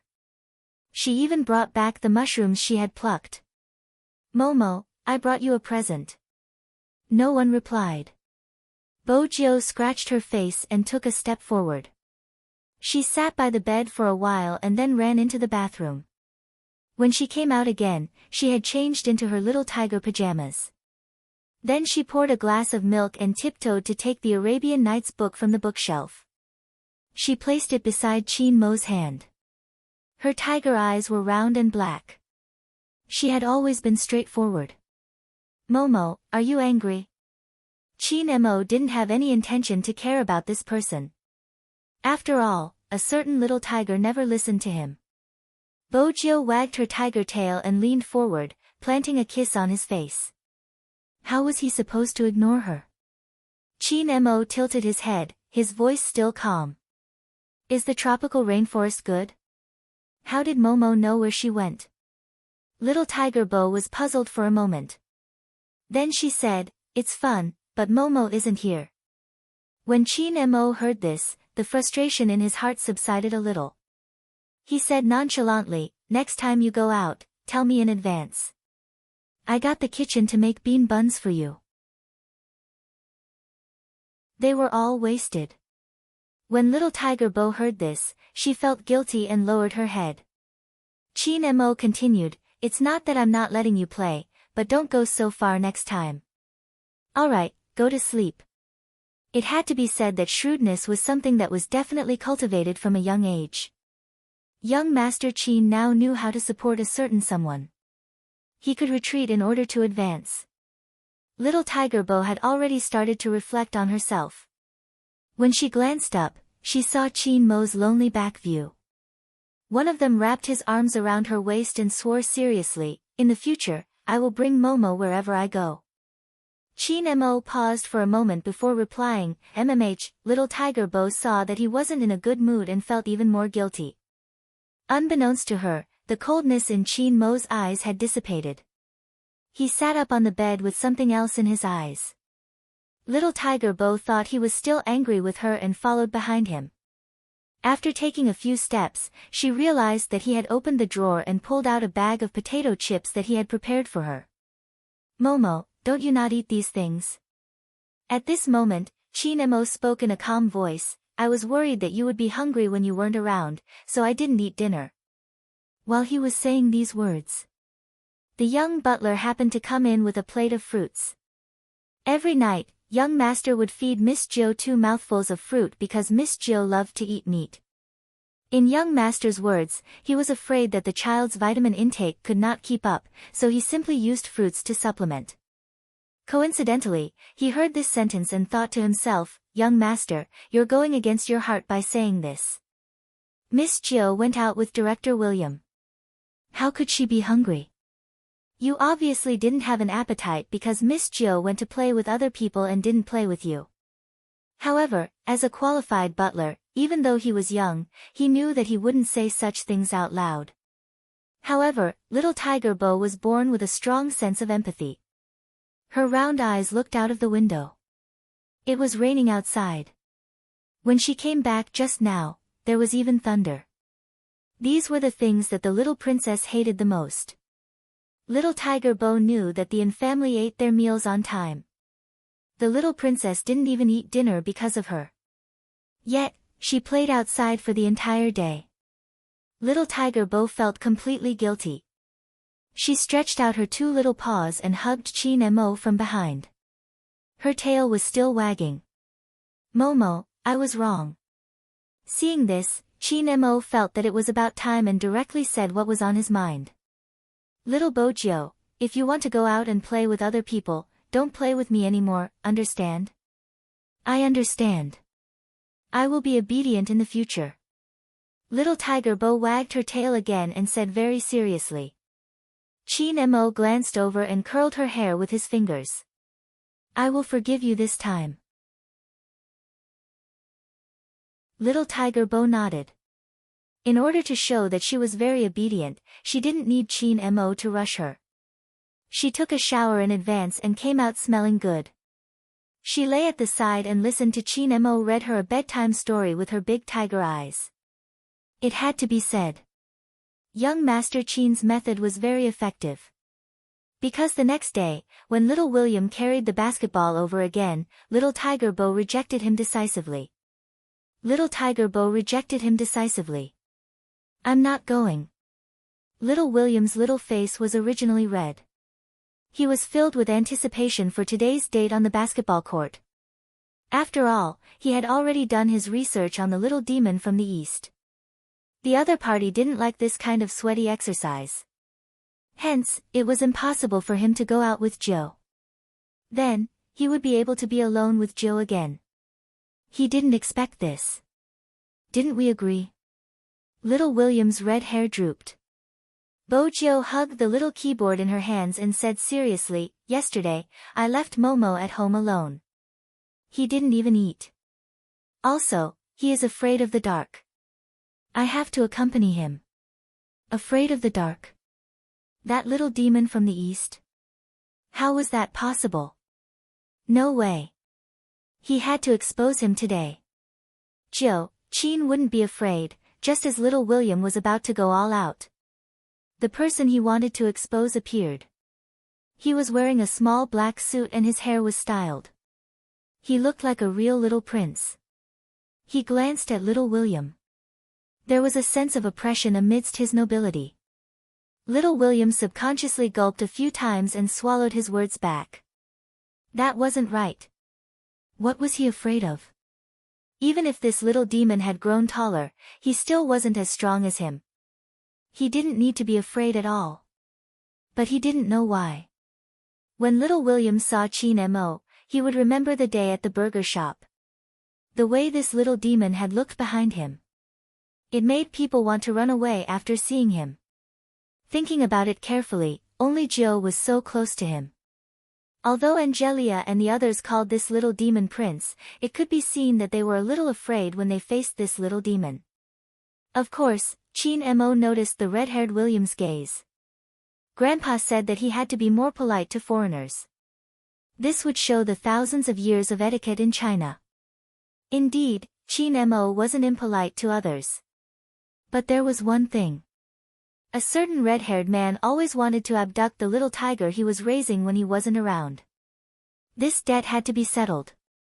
Little William looked at that person and narrowed his eyes. He said calmly, "What can I do?" Afraid of the dark. Little William braced himself. Since he was going to die anyway, he might as well finish his sentence. You're already so old and you're still a boy. Do you think it's possible for you to be afraid of the dark? It was a pity that little William had underestimated young Master Qin's shamelessness. Everyone has fear. When Qin Mo said this, he seemed a little lonely. As a boy, I don't want to be afraid of the dark. I'll be laughed at. But I have no choice. Little William. Wait a minute, how could there be such a thing? The young butler, who had been listening to the entire process, raised his head and looked at the ceiling. He would never tell anyone that his young master dared to go to the basement alone at night. Every time he watched a horror movie, he treated it as pseudoscience. He was even more disdainful of ghosts and demons than adults. So, he was definitely pretending to be afraid of the dark. But he was acting so shamelessly. Probably only his young master could do that. After all, it was effective. Because he had heard Miss Jo's words. Momo, don't be afraid. I'll accompany you in the future. William probably wants to go out and play with you. He has many children accompanying him. Moreover, he's so strong. He's not afraid at all. Little William felt his heart hurt. Just like that. From then on, little Tiger Bo never went out alone with anyone again. It was because of Qin Mo. Of course, it was also because of her toothache. Speaking of this, little Tiger Bo's appetite decreased because of her toothache. Qin Mo was really anxious. Every day, he would coax her to eat during dinner. In the morning, when she woke up to brush her teeth, he would ask little Tiger Bo to stand beside him and he would brush her teeth for her. Thus, in these 10 days, Li Tianlan's eyes lit up. Grandpa would always see the scene of his grandson raising a child in the morning. The young golden-haired butler didn't mention the difference in education between China and China anymore. He basically understood that his young master was raising Miss Jill like a porcelain doll. It wasn't just the details of life. There was also the time when his young master was reading. Miss Jill would play with her little keyboard at the side. How good were these two children? It could be explained with one point. In the past, other than a bed, a bookshelf, and a wardrobe, nothing else could be found in his young master's room. Ever since he met Miss Jill. Snacks, a couch, a small toolbox, and 2 laptops. In his young master's words, these were all Miss Jill's toys. But the young butler couldn't understand after thinking for a long time. How did a toolbox become a toy? Of course, there were times when it was quiet. 10 in the morning. The two children would be in the study room. Every time it was at this time, time would always pass very slowly. Chin Mo wore a pure white sweater. One of his hands was pressed against the rice paper on the wooden table. His other hand was separated by little Tiger Bo's hand. He held a brush and taught someone how to read, stroke by stroke. The sunlight shone in and shone on the two children's bodies. The young butler watched from the side. His eyes were filled with amazement. He always knew that his young master was good-looking. But he was such a gentle young master. This was probably the only time he would see it. Rather than saying that his young master looked like a prince with British blood, it would be better to say that he looked like a young master from an ancient family. His every move was like a splash of ink. It was naturally noble. If it was just him, people might not be unable to shift their gazes away. However, little Tiger Bo was standing in front of him. They were children of the same age. The taller one was teaching the shorter one how to write. Little Tiger Bo's tail was wagging. The tip of her nose was stained with ink. It seemed to have been purposely dotted there. She was just short of drawing 3 whiskers. She looked very serious, as though she was completing a big task. He probably found it interesting to see her like this. His young master would always turn his gaze subconsciously. The corners of his lips would curl up slightly. At that moment, the young golden-haired butler thought of a poem he had learned in the vast Eastern literature. That's right. Ancient fantasy cultivation. Wastrel's counterattack against ancient web novels. This was the vast Eastern literature he thought of. There was a line in the poem that went like this. My husband came riding a bamboo horse, circling the bed to play with green plums. This was probably the purest form of emotion. But compared to normal childhood sweethearts, there was a difference between this pair. It could be said that the knowledge and part of Bo Jio's lifestyle habits were learned from Chin Mo. He was the one who taught her the first words she wrote. He was also the one who taught her the first ancient poem she memorized. He was even the first one to tell her a bedtime story. He coaxed her to sleep, ate her, and drank her medicine. However, Bo Jio was still mischievous. After all, writing calligraphy was just a way for her to admire the little princess's beauty from a close distance. Momo, your eyelashes are so long. They are even longer than mine. This was a certain someone who couldn't control herself after writing these 4 words. Her hand had already reached over and touched the cold and handsome little face in front of her. Chin Mo paused. He knew that he couldn't change her habit of touching him. He didn't force her. He wrapped a scarf around her neck and brought the little tiger out of the door. He had to take a breather at an appropriate time. It was brought forward today. After all, a certain someone had been very obedient for the past half a month. But very quickly, this breather was interrupted.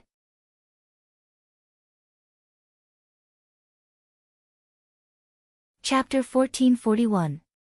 After seeing the unreliable behavior of a certain adult, Chin Mo calmly brought little Tiger Bo towards him.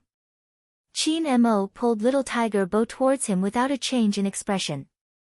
Then, he reached out and caressed her head. Mr. Bo was amused by this scene. This little rascal from the Chin family really wanted to raise a child for him. Mr. Bo raised his eyebrows slightly. Then he bent down and carried his Lord Jill up. All right, I'm afraid you and your little princess will have to meet again in the afternoon. Follow me out. Where are we going?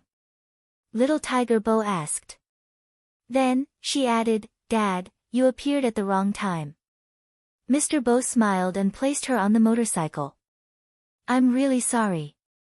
But Lord Jill, did you forget what day of the week it is today? Little Tiger Bo tilted her head. Friday. There would always be some messy programs in her father's university. Last time, it was a debate. This time, she didn't know what it was. But her father would occasionally participate in it so that her mother would appear in school to cheer for him. Little Tiger Bo knew why her father came to find her. He wanted her to act cute. But she couldn't bear to leave her Momo. Chin Mo saw that the little tiger on the motorcycle kept looking at him. Also, he thought that she was just taking a walk. She didn't even wear a hat.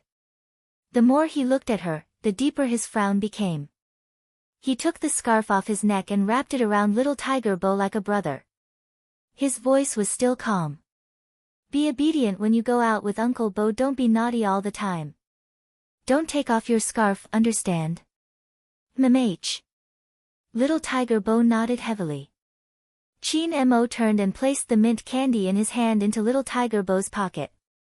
Then he looked up and said to a certain adult, Uncle Bo, you have to watch over her. She likes to eat candies but her teeth haven't fully recovered. She can't eat too much. This is today's amount. Don't buy more for her. Uncle Bo bought too much the last time. After she finished eating, she didn't sleep much. The experienced big kid, Mr. Bo, smiled when he heard this. Was this little brat reminding him? After all, he was indeed weak in raising Lord Jiu. But if the little brat from the Chin family said this, he should be the one to say it. Lord Jiu belonged to his family.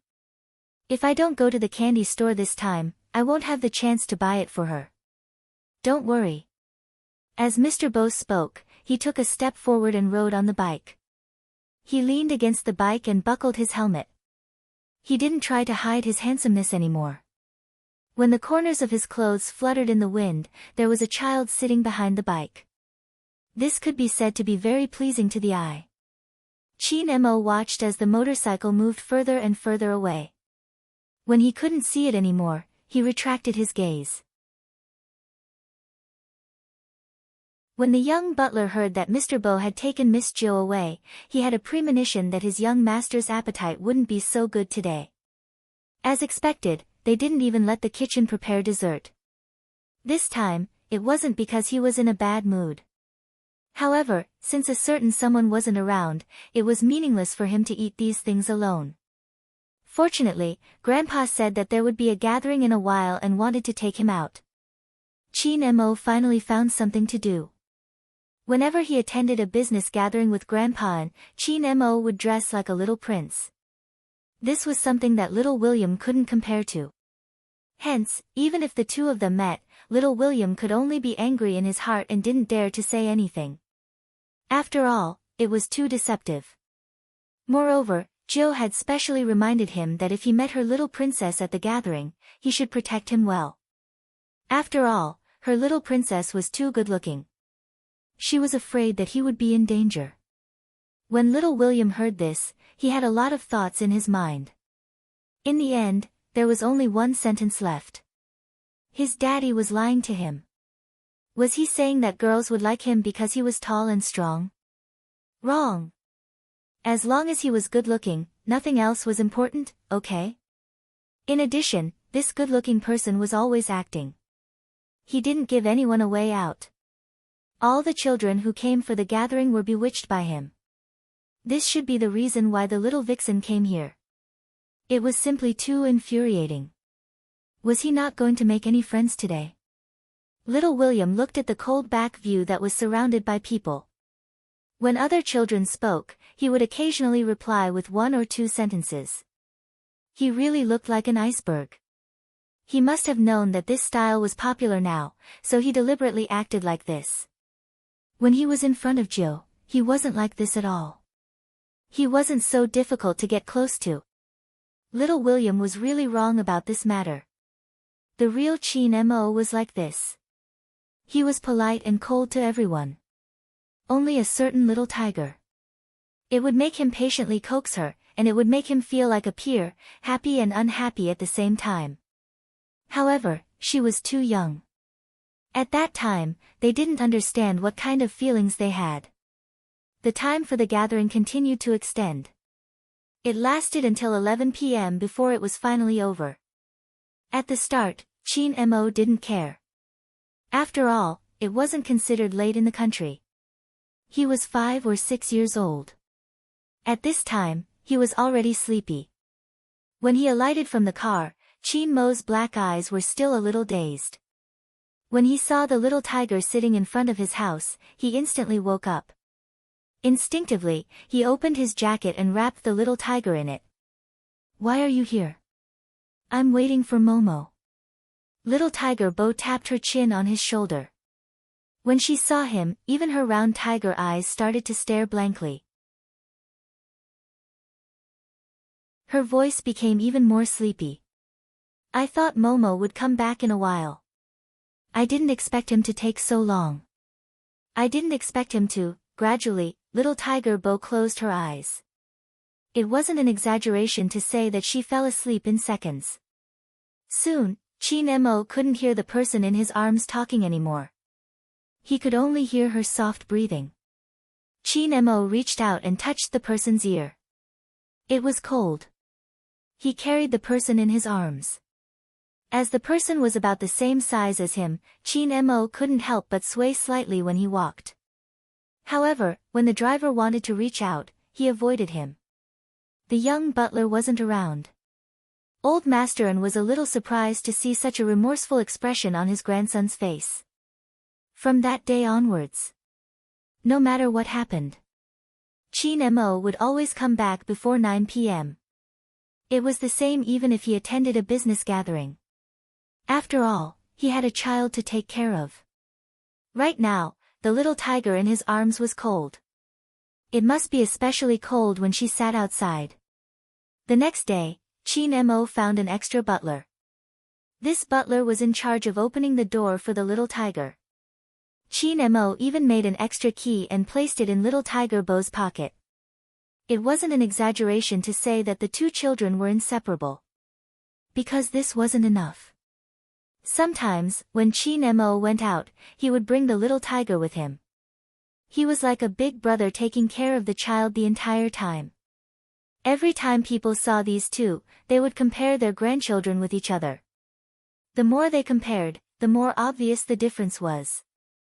From then on, even Angelia and the group of little girls understood that they didn't have a chance. Almost everyone in the business circle knew that the heir of the An group and the child who was betrothed when they were young were so close that Chin Mo rolled up the child's sleeves when he ate. Needless to say, when the child's shoelaces were untied, Chin Mo would even squat down and tie the child's shoelaces. Then, he would rub the little tiger's head. Seeing this scene, many couples who already had a boy wanted a little girl. The scene of a big brother doting on the child was too heartwarming. It was just a few things outsiders didn't know. For example, during the 2 days before the new year, Chin Mo received a call from his father. The content was the same. There were many missions in the military, so he might not be able to go home to celebrate the new year with him. The biggest festival in China was the New Year. This was a day for family reunions. However, Chin Mo had never enjoyed such a reunion. In the military courtyard, it was his grandfather who accompanied him for the new year. After his grandfather retired, it was obvious that his father had to take the lead. As for his mother, her career was getting further and further away and she couldn't find time. Logically speaking, Chin Mo was used to it. However, this year, he really wanted to introduce the little tiger he raised to his family. Moreover, he hadn't seen his parents for a long time. He felt so disappointed. After all, his age was there. No matter how mature he was still a child. Chin Mo wasn't someone who would show his emotions. Hence, Grandpa An didn't notice anything. Coincidentally, it was the end of the year and something happened at the branch company that he needed to deal with. He hurriedly got into the car and reminded the servants to take good care of his grandson. However, Grandpa An didn't understand that Chin Mo didn't need to be taken care of. He needed company. Fortunately, with the butler around, he would be able to know his grandson's movements. He heard that his grandson hadn't come down ever since he left. Grandpa An anxiously called the Bo family. Little Tiger Bo picked up the phone. Hello, Grandpa An. Grandpa An softened his tone. It's me, Joe. Grandpa An is on a business trip and isn't home today. There's no one at home. After you're done, can you help me visit your brother Mo? I'll go over now. When Little Tiger Bo heard that her little princess was the only one left in the An family, she didn't even bother with her mission. She hugged her little keyboard and put on her down jacket. Then, she walked over. She had already decided to let Momo have a taste of her cooking. Momo might even agree to let her raise him. That would be great. With that thought in mind, Bojio pushed open the door to the second floor. Chin Mo thought it was the butler. He laid on the bed and pulled the blanket up. He covered his face and said calmly, "Get out." Bojio heard those two words. There wasn't any warmth in her. She placed the little keyboard down and pounced on the bed. She hugged the bulging figure through the blanket. "Momo, it's me." Chin Mo paused. He didn't expect the little tiger to come in. After all, she should still be doing her mission at this time. Also, he could tell that Mr. Bo had been assigning more tasks to her recently.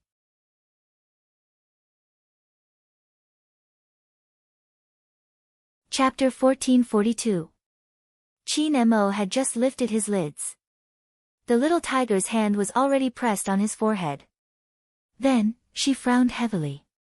She stopped wagging her tail and ran downstairs. She carried a small medicine box and ran back. She was probably too naughty. Compared to Chin Mo, the little tiger always had injuries of various sizes on her body. Of course, there weren't any heavy injuries.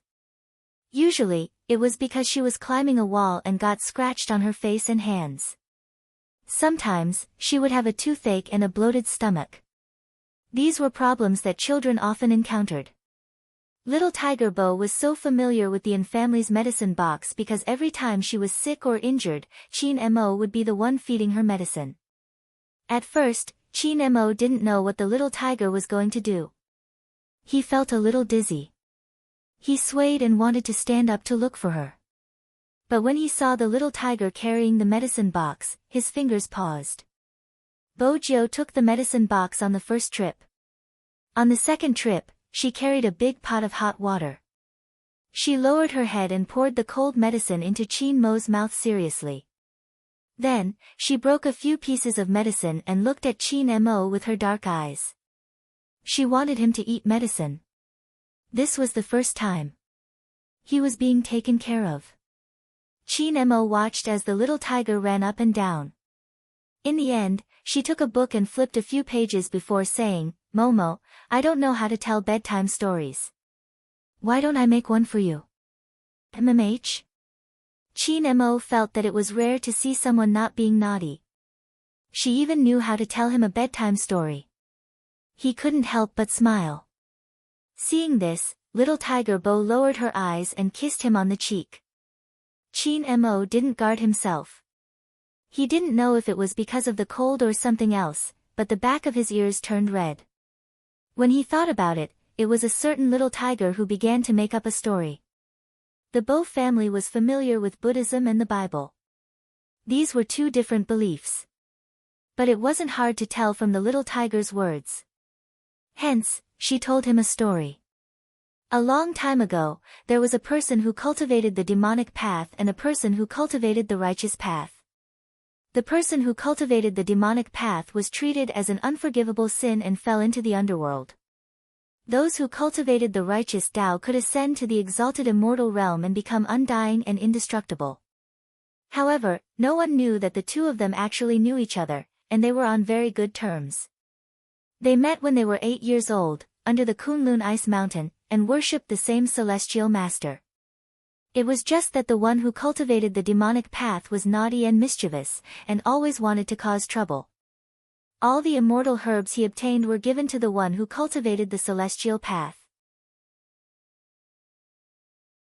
This was because the cultivation of the celestial path required one to expend vital energy, and to comprehend great enlightenment, only then would one be able to love all living things.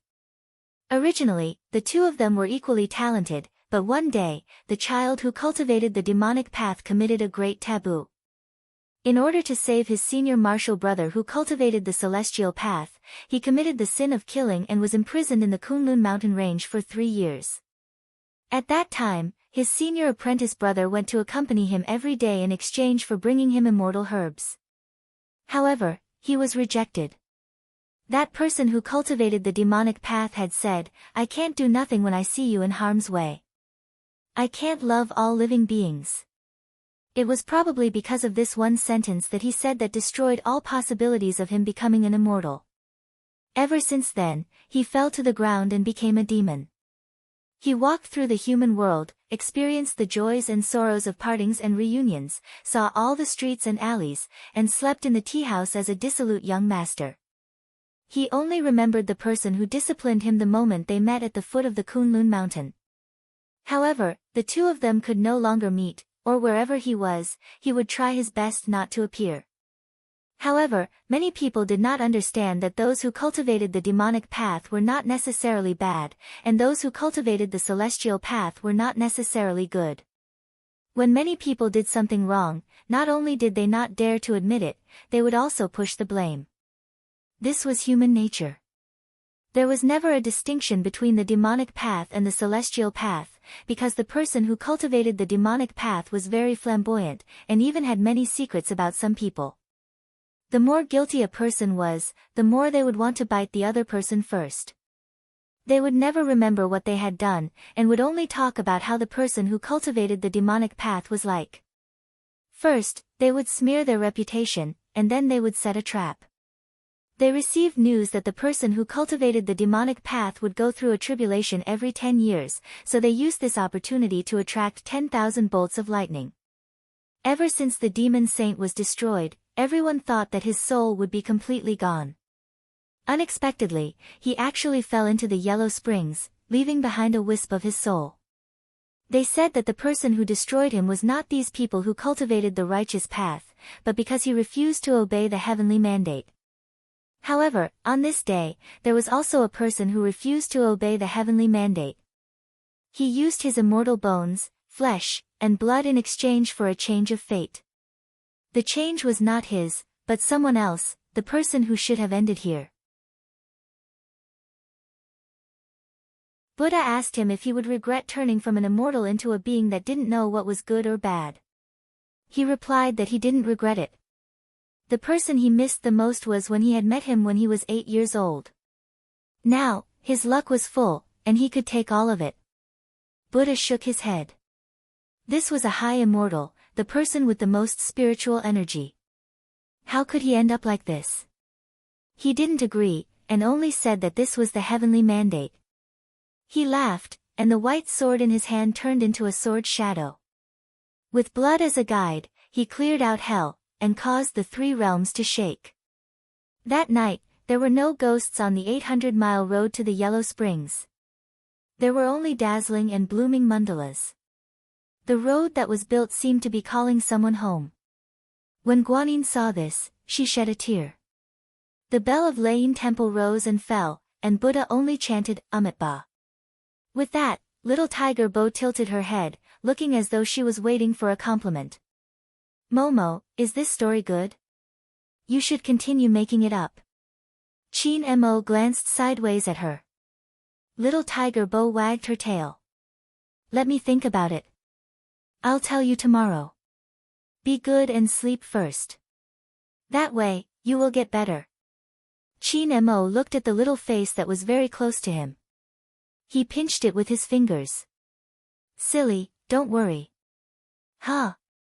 Little Tiger Bo blinked in confusion. Chin Mo's drug took effect. When the little person was about to close her eyes, her voice floated over. Even if we are different after we grow up, I won't let anyone hurt you. Little Tiger Bo heard this sentence. Her pair of tiger eyes lit up slightly.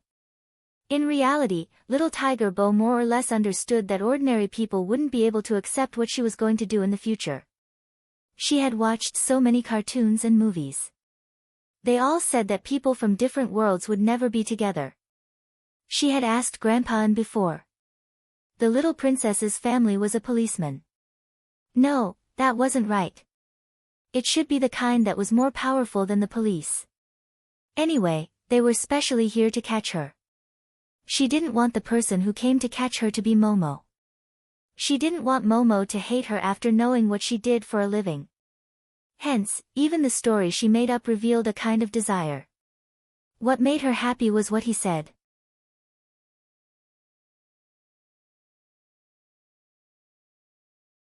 Chapter 1443. When the two of them were together, time would always pass especially quickly. Little Tiger Bo leaned against Chin Mo's head to sleep. When she woke up, it was already late at night. Only then did she remember that people who were sick had to eat more. There was no one at home, so Little Tiger Bo volunteered to cook a bowl of noodles. She didn't know if it was because the color was too heavy or because of the seasoning. After Chin Mo ate it, he didn't recover. He even got enteritis. Later, the doctor explained the reason. When he had a cold, his digestive system was weak. Moreover, the seasoning of the instant noodles was too greasy. It wasn't strange for this to happen. Little Tiger Bo felt very guilty. She climbed the wall at night and asked Chin Mo to forgive her. At that time, Chin Mo didn't have any strength at all. He simply said, "Come up." When the little tiger climbed up, he reached out and hugged her. She was soft and fluffy, causing his lips to lift subconsciously. "Little Bojio, are you an idiot?" "No," Little Tiger Bo said seriously. Little Tiger Bo said seriously, "But Momo, this is the first time you took the initiative to hug me. Should I celebrate? Do you want me to sell you?" Chin Mo glanced at her. "I'm very expensive. I will work hard to earn money." Little Tiger Bo clenched her small fists. Chin Mo held her fists. "When you are 18, I will tell you if I will sell you or not." 18. Little Tiger Bo counted with her fingers. There was still a long time. "Can't you agree now?" Chin Mo raised his eyebrows. "No." "All right, 18. I will definitely be taller by then. I will be like my mother and wear a suit to look for you." The more Bojio spoke, the more comfortable she felt. Chin Mo frowned. "Suit? Shouldn't you wear a skirt?" "No, the overbearing CEOs in the movies all wear suits." Little Tiger Bo yawned as she spoke. Her small head rested on Chin Mo's shoulder like a real little tiger. She wagged her tail twice. "Momo, I'm sleepy." She was asking Chin Mo to coax her. Some habits were probably formed through nurturing. Before she knew Chin Mo, Bojio would never let anyone coax her to sleep. But now that she was listless, she would lean her little head on Chin Mo's shoulder. Chin Mo would pat her back from time to time and say something in a cold and pleasant voice. It was nothing more than asking her to sleep. There were only a few days left before the Spring Festival. No matter what, Old Master N had to make a trip back to China, and so did Chin Mo. When Little Tiger Bo heard this news, she went into Chin Mo's little panda luggage. "Momo, I'll be your checked luggage. Bring me along." It wasn't that he hadn't thought of bringing a certain little tiger along with him. Chin Mo went to ask, but the lazy Mr. Bo didn't agree. He smiled faintly and said, "No." It was also that day that Chin Mo smelled the scent of blood on this adult. Even though he was wearing a trench coat, the scent was faintly discernible.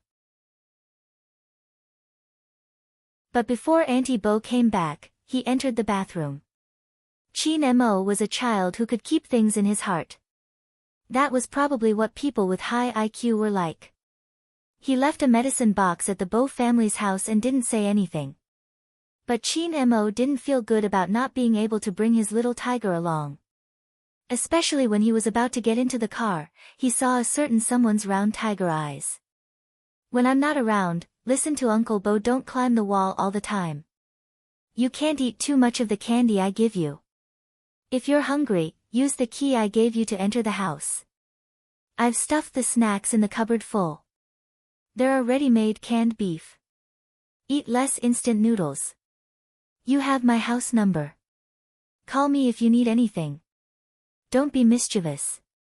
Chin Mo couldn't help but pinch her face. "I'll be back soon." Little Tiger Bo hugged her little keyboard and nodded. She counted the time in her heart. 3 days wasn't too long. It was within his acceptable range. Even so, when the bus was about to leave, Little Tiger Bo didn't let go of Chin Mo's sleeve. But what stunned Grandpa wasn't little Tiger Bo's actions. It was because his grandson obviously didn't want to leave. This was a completely different attitude from when he first arrived at this place. The most surprising thing was, when the car started to move. His grandson started to be absent-minded. From boarding the plane to taking off and landing. His grandson's face did not show any trace of a smile again. It wasn't until he picked up his phone and made an overseas call that his face warmed up a little. At that time, WeChat didn't exist. It wasn't as convenient as it was now. He had to use a computer to make a video call. But it was nearing the new year. Even children were busy. Moreover, there was a time difference between the two of them. The moment Chin Mo returned to the military courtyard, he was surrounded by children. He didn't have time to make a call. When he finished visiting his relatives and picked up his phone, he realized that the time wasn't right. Most importantly, he had originally planned to return after New Year's Eve. Because Madam An suddenly had an important matter to deal with. Therefore, the deadline to return was lengthened. Fortunately, Chin Mo was free. He could coordinate with a certain little tiger's time to make a call. But no one picked up the call. Bo Jo wasn't at home. Instead, she followed Mr. Bo to the university. This time, she wasn't acting cute. Although it looked like it. Bo Jo was still wearing her little old axe pajamas. But this wasn't Mr. Bo's motive. Otherwise, he wouldn't have brought his daughter to school at such a time. Something happened in the hacker world. This wasn't the first time. It had never been peaceful. This was the life he chose. But in terms of privacy, there had never been such a big oversight like this time. Some people would know him sooner or later. In the past, Mr. Bo wasn't worried about these things. But it was different now. The one lying under his desk and the woman in the opposite building were his lifeline. They were all his lifeline. Although he had already sent out a call and was waiting for the butler to come. But this also meant that Jill wouldn't have a choice anymore. Mr. Bo looked up and glanced at the English words on the blackboard. He supported his chin with one hand and asked casually, "Jill, do you like what we are doing now?" Little Tiger Bo leaned against the corner of the desk. She didn't say anything. Instead, she used the small keyboard to type 3 words over. Mr. Bo tilted his head. His gaze deepened. That's good. The most important thing now was to hide Jill well. As for him, he would distract the attention of those people. He couldn't really let them find anything. He had to think carefully about moving back to the castle.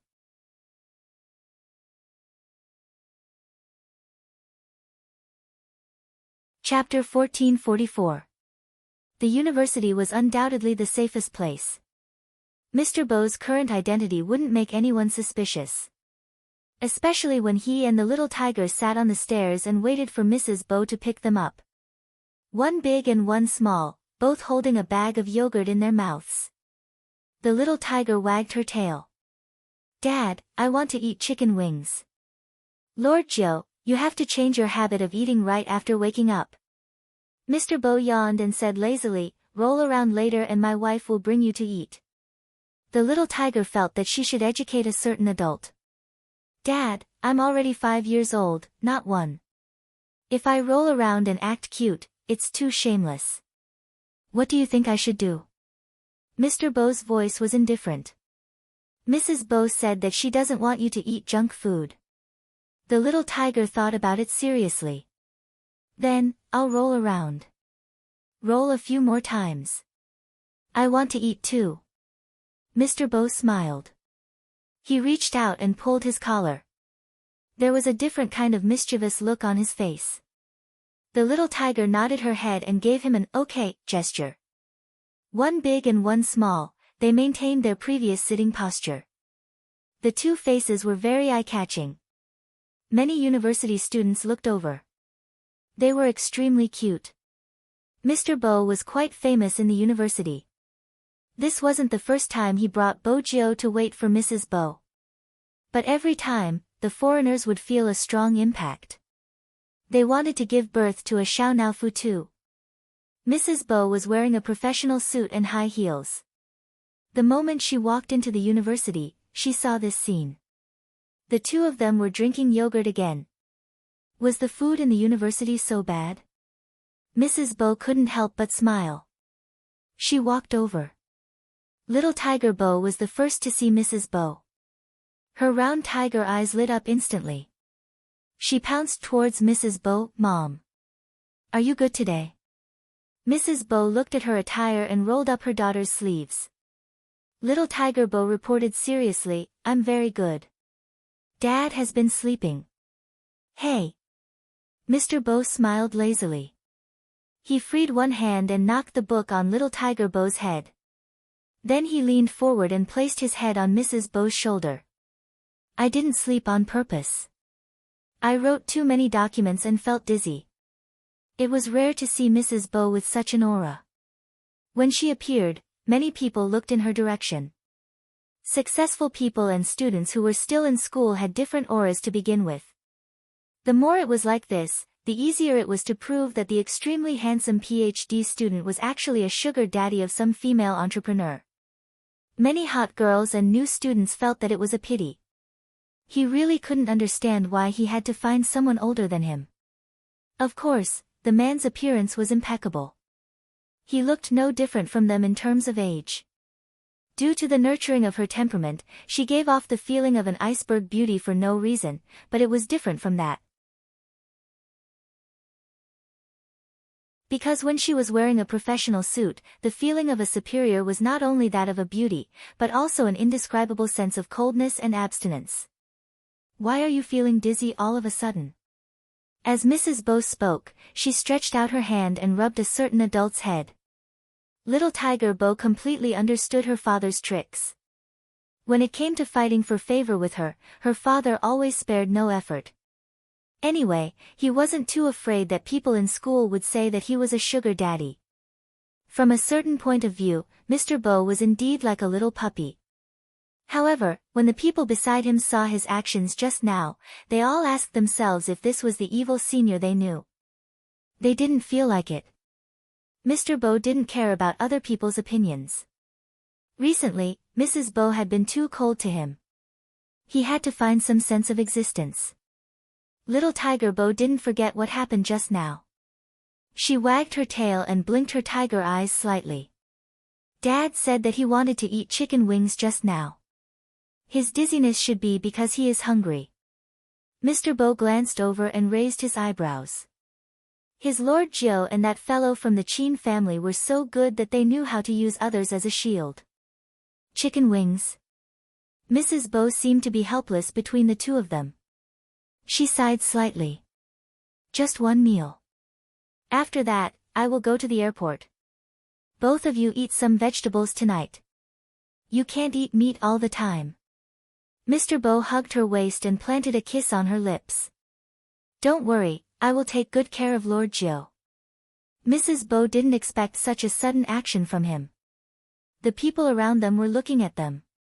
Was he no longer resisting letting others know what their relationship was? Or was he too young and always did things according to his mood? Mrs. Bo could more or less understand this from him. She tried not to talk about their relationship in public. It wasn't because he said anything, but she could feel it. After all, he didn't even introduce his tutor and some people he knew from school. Mrs. Bo understood him on this point. It was probably strange. They had been married for so many years. She would still care about such things occasionally. It was fine this time. The last time she came to pick him up alone, she saw a girl asking him out. He rejected her. That girl said, "You can't always live off a woman like this." Mrs. Bo knew about a man's pride, so she chose not to appear. But when she thought about it carefully, the situation at home. He got his degree by himself. The clothes he was wearing were indeed bought by her, but he didn't show any signs of liking or disliking them. Even his tomahawk was his own. He shouldn't have any negative feelings in this aspect. But the people around her said that she was born strong. Big boys like him usually liked cute and lively girls or little fairies. They liked to attach themselves to people and were romantic and innocent. Mrs. Bo didn't ask him about this aspect. After all, when this person looked at her, he was really clingy. She always forgot that they weren't suitable for each other. At the start, little Tiger Bo was still in Mrs. Bo's arms. Unknowingly, Mr. Bo carried her over and placed her on his neck. Little Tiger Bo grabbed her father's unruly hair and wagged her tail behind her. She didn't want to act cute. But when they saw such a handsome man with a little tiger on his head, people would look at him. Boss Lou. Mrs. Bo's surname was Lou. She followed chauffeur all year round. This time, when she saw her boss come out, she walked over and was about to open the car door. But Mrs. Bo stopped him. We will eat nearby. Old Juan, you should go and eat something too. Okay, Boss Lou. With that, Old Juan glanced in Mr. Bo's direction and greeted him respectfully. Sir. Although he didn't understand why Boss Lou chose such a person, since Boss Lou had agreed to it, as a driver, he wouldn't say much. Miss Gio was as lovable as ever. Old Juan smiled as he looked at the little tiger. This was probably the most unusual and happiest family he had ever met. However, Boss Lou was usually too busy. As for Mr. Bo, there was something that was hard to explain. He liked to stick to Boss Lou too much, but he wasn't like an ordinary gigolo. He couldn't explain it. He just hoped that Mr. Bo wouldn't let Boss Lou down. It was always a happy thing to have chicken wings. There were cola, fries, and hamburgers on the table. Mrs. Bo was rolling up her daughter's sleeves. When she looked up, there was a hamburger in front of her. After seeing her take a bite, the person smiled. This smile didn't matter. The people eating here were all university students. Many of them looked straight at him. However, in the next second, he didn't know what happened. The person's fingers paused for a moment. He raised his gaze slightly and looked out of the window. The color of his eyes darkened. The sound of the police car rushing past rang in her ears. This wasn't the most important thing. Instead, it was a few people dressed in black under the tree. They seemed to be asking something. What's wrong? Mrs. Bo followed his gaze but didn't see anything. Mr. Bo took a bite of the hamburger. Nothing. I have classes in the afternoon. I probably can't send you off. Mrs. Bo paused. Then, she smiled and said, I know. Eat more. He probably had some concerns. This time, there were more people who saw them.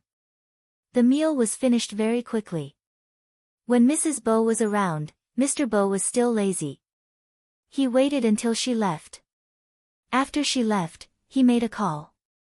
Come over and bring Jill back. Yes, boss. On the other end of the line was a very magnetic British voice. Little Tiger Bo had heard it before, but this time, it was a little different. It seemed a little deep. After around 5 minutes, a black Lamborghini appeared in front of the school gate. A black Lamborghini appeared in front of the school gate. A man got out of the car with something that looked like a suitcase in his hand. But a normal suitcase wouldn't be carried by hand. In addition, the person was wearing a black tuxedo and white gloves. He looked like a noble deacon in the movies. Even though he was already middle-aged, it was rare for a middle-aged person to wear a formal suit so handsomely. But this person was able to express his mature gentlemanly aura to the fullest. That wasn't all. He was also carrying a small cake box. When he saw Boggio, he placed his right hand behind his back and smiled lightly. Young lord, I finally see you.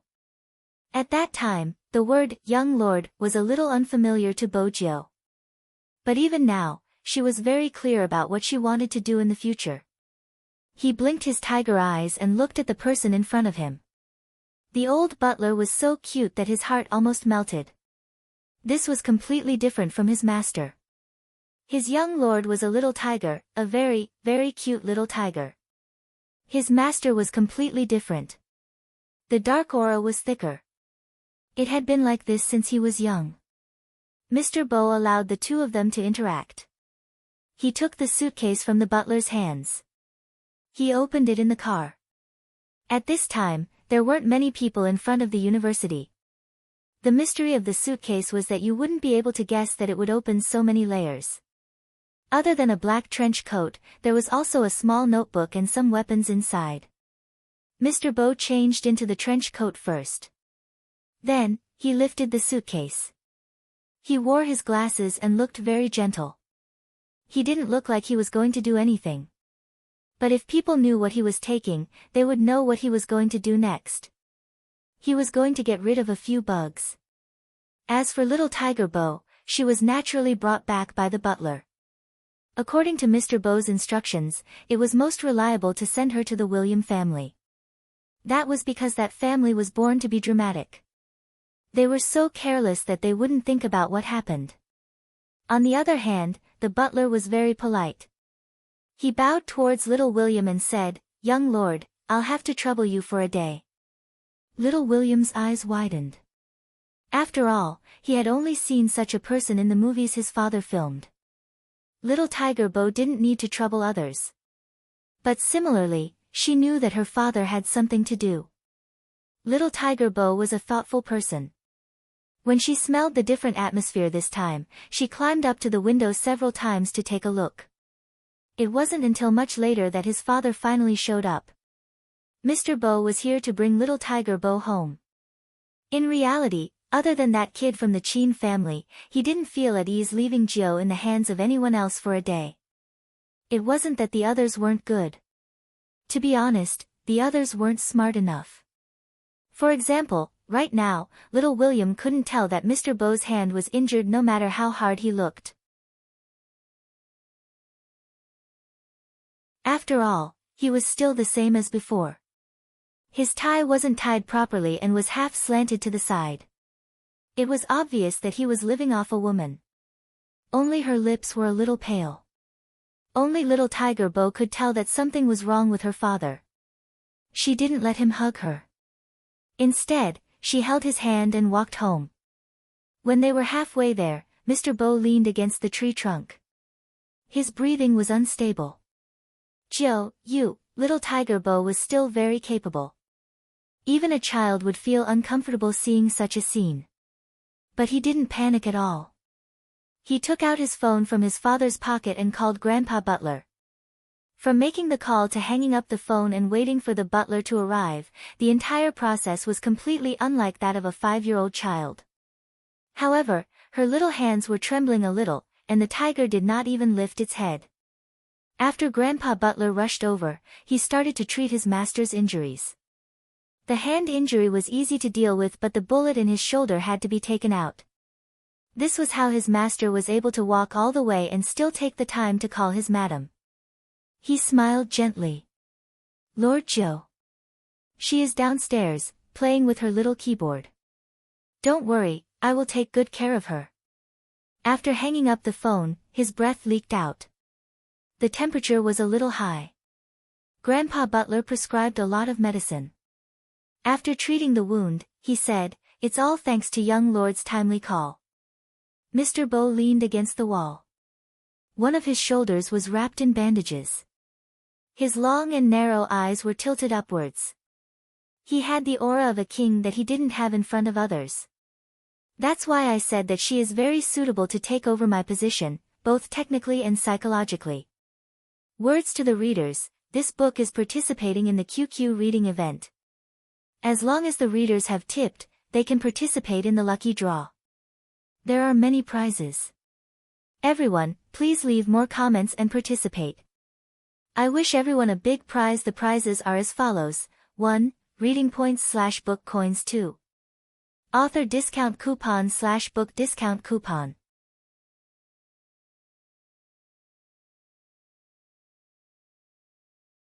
Chapter 1445. Downstairs. Little Tiger Bo was tapping on her keyboard. She was trying to use her computer to contact Momo. But when she went into the chat tool, she looked at the time on the monitor. The sky in China wasn't bright yet. Momo was definitely sleeping. Little Tiger Bo paused and scratched her face. Then she looked up and glanced at the second floor. Recently, her father had been more mysterious than before. She didn't know what happened. If Momo was here, he could help her analyze it. Momo seemed to know everything. Little Tiger Bo hugged her little keyboard. She glanced at the gray profile picture again. Her tiger tail drooped and she couldn't help but mutter, "Momo, I miss you." At that time, Bojio was still young. She spoke in a childish voice, which was very likable. It would make people forget all the mischief she had done when she was naughty. Chin Mo had asked himself this before. What was so good about that person? He couldn't say it. But he couldn't find another person like that person. But there seemed to be something buried in his heart and he couldn't take it out. But even if he was half a world away, that person's shadow would still appear in front of his eyes. In China, there were many gatherings and rules after the Chinese New Year. It was especially so for aristocratic families like the Yin family and the Qin family. Hence, when the Chinese New Year arrived, Qin Mo had to go to many places. He would visit every old general in the courtyard. In the north, this was called New Year greeting. The Qin family had always been conservative. They always valued Chinese etiquette.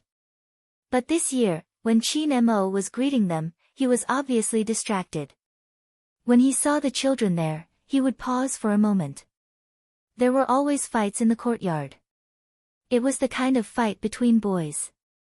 In the past, when they saw Qin Mo, they would automatically restrain themselves.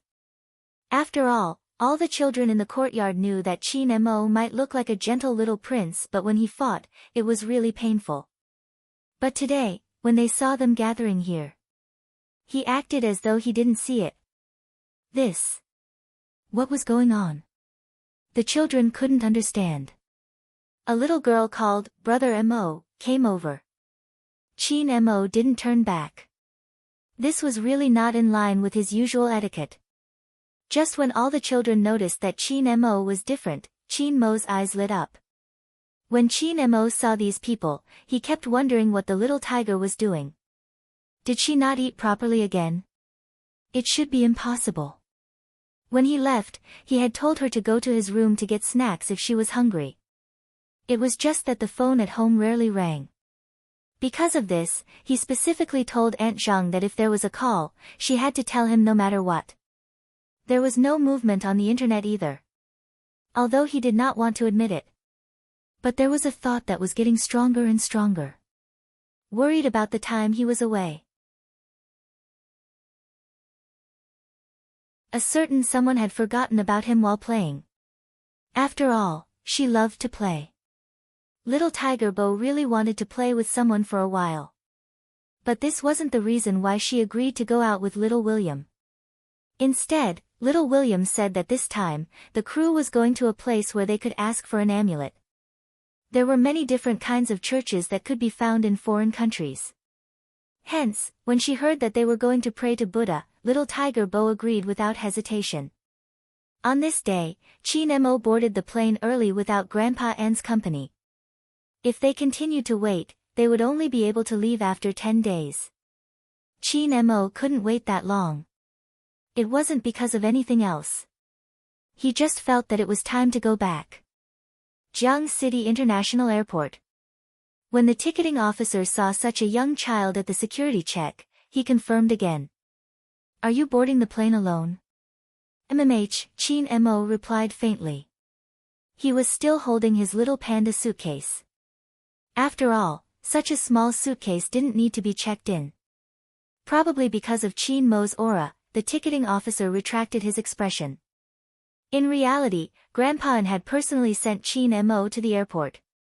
When they alighted, Grandpa N was still saying, "Why are you going back so early? Do you miss Joe?" Qin Mo's little face didn't show any expression. "But it's time to go back."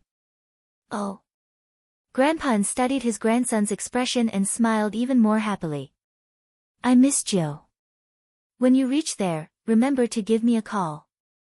I heard from the nanny that you are quite obsessed with the phone recently." Qin Mo knew that his grandfather was treating him as a joke. He didn't say much.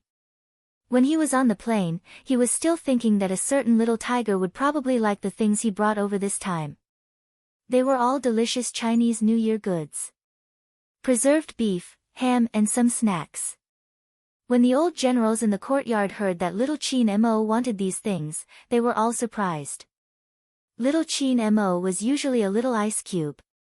He wasn't picky when it came to his upbringing and manners. However, compared to their grandchildren, he matured too early and didn't eat these things at all. This time, they didn't know what was going on. He even got someone to bring 3 big bags of fried dough twists from Jinwei. Not to mention the local snack of Jiang City, donkey rolling. He bought at least 5 boxes. It was indeed a festive atmosphere. But who was he going to feed these things? No one knew. After all, Qin Mo had already boarded the plane. On the other side of the ocean. Little William was happy. He had long heard that the little demon from the east wouldn't be back for a while. This way, he wouldn't feel pressured when interacting with Joe. He wasn't afraid of the little demon. Yes, he wasn't afraid at all. What are you doing? Bo Joe couldn't understand why William was walking around. Little William coughed lightly. Nothing. So he really wasn't around. That's good, I felt that you heaved a sigh of relief just now, Bojo said in a tiger's voice when she faced Little William. Little William, no, I didn't. Let's not talk about this. Joe, we have to leave quickly. Okay. Little Tiger Bo wasn't wearing her tiger pajamas. Instead, she was wearing a taekwondo uniform. The black belt was very eye-catching. This was also the reason why Little William didn't dare to touch Bojo. However, he was also very puzzled. Why didn't Joe show her skills in front of the little demon? When he thought about this, Little William couldn't hold it in anymore. He asked what was on his mind. Bojo sized him up from head to toe before saying, Momo isn't like you. Momo is good-looking and gentle. He gets shy easily. If I use force, I will scare him. Little William. When you beat me up until my face is swollen, you never considered that you would scare me. Also, look at my eyes. They are blue. Don't you Asians like eyes that are like the sea? As expected, his daddy was lying to him. Joe was completely different from those actors who came overseas to develop their careers. This wasn't the first time Little William's heart felt stifled. Fortunately, this child's self-healing ability was good. In less than 10 minutes, he started to call Joe his brother again. Every time Bojo came to this kind of production, she would help Little William settle some trouble. Little William didn't like people trying to get close to him because of his father. But because of his personality, he couldn't say anything. Usually, Joe would stand there and look at those people. She would ask them if they wanted to go and play. Then, she would solve the problem perfectly. It was the same this time. The difference was that Little William was still playing around. Although he was very interested in the Eastern faith, he was also in awe of it.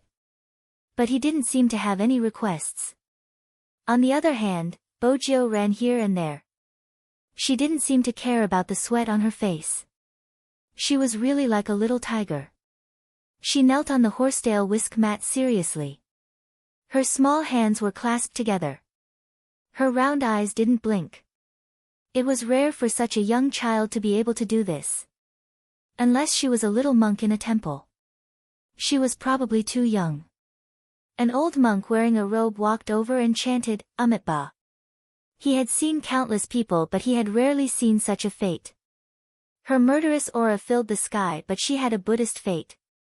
What kind of fate was this? Bojo probably heard this voice. She tilted her head and blinked her eyes at him like a little tiger. Master. The old monk was stunned when he saw her. His gaze landed on the tear mole at the corner of her eye. He couldn't help but stretch out his hand, wanting to touch the child's head. Little Tiger Bo was still kneeling there. Her small face was very serious. Master, I want to ask for 2 protective amulets. 2. The old monk asked. For yourself? Little almsgiver, if you ask for too many protective amulets, they won't work. Little Tiger Bo shook her head. I don't want it for myself. One is for my parents and the other is for Momo. I hope that they can be safe. Master, I only have this one wish. Isn't it working? The old monk looked into her eyes. After a long time, he said, you can make other wishes. You don't have to ask for your parents. Blessings can be given to others. Why not yourself? It's my good fortune that Momo is safe and sound. Little Tiger Bo's eyes were very big. They gave people a furry feeling. Even though it was a life of misfortune. It's my fortune that Momo is safe and sound. The old monk was shocked. In that case, I will give 2 protective amulets to Little Almsgiver. If Little Almsgiver regrets it, you don't have to give one of the protective amulets.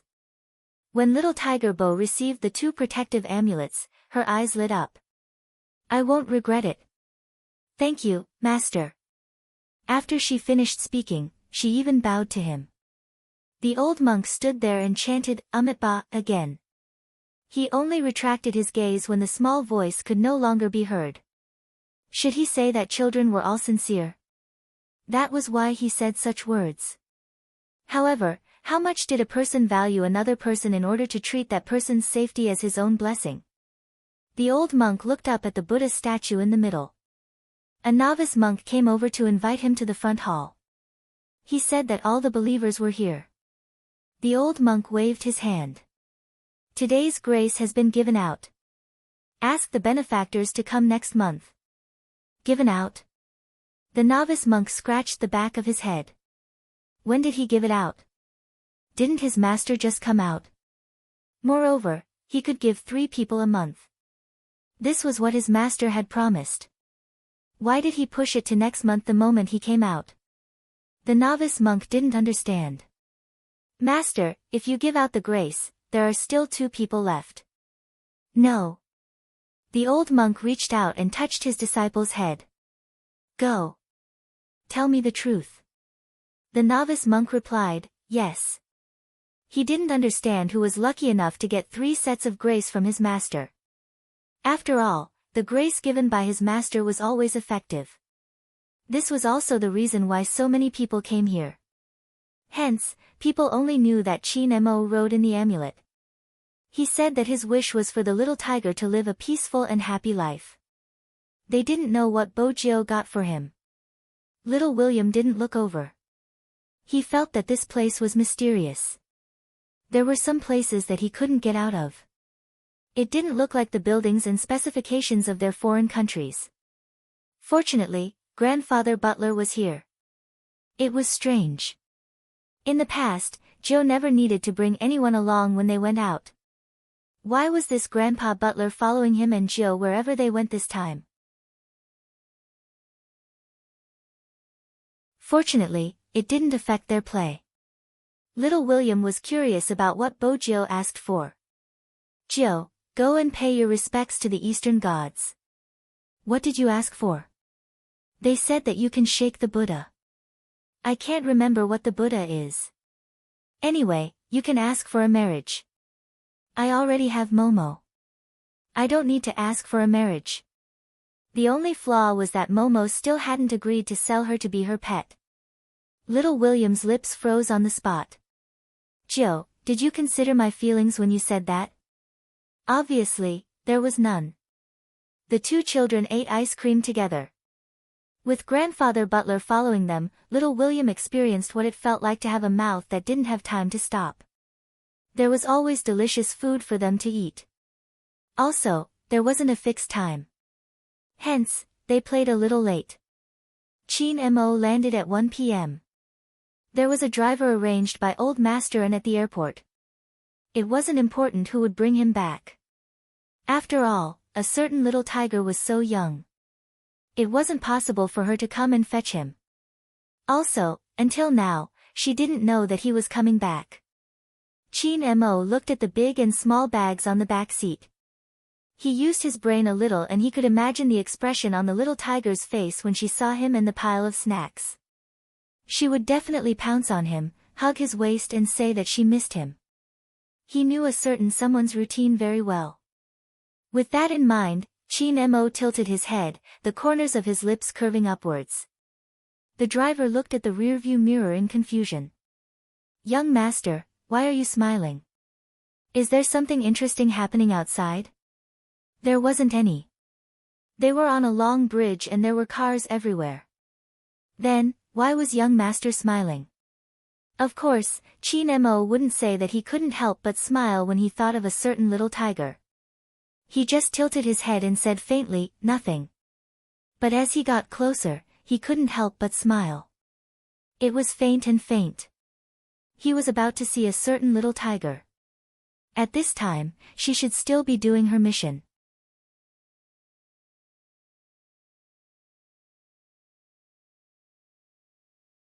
Chapter 1446. There was no response. Was it because she was too serious about her mission? Chin Mo thought that a certain little tiger might be wearing earphones. He looked up and glanced at the balcony that connected the two houses. Wearing a down jacket, he did something he had never done before. He learned from a certain little tiger and climbed over the wall. He probably wasn't familiar with her.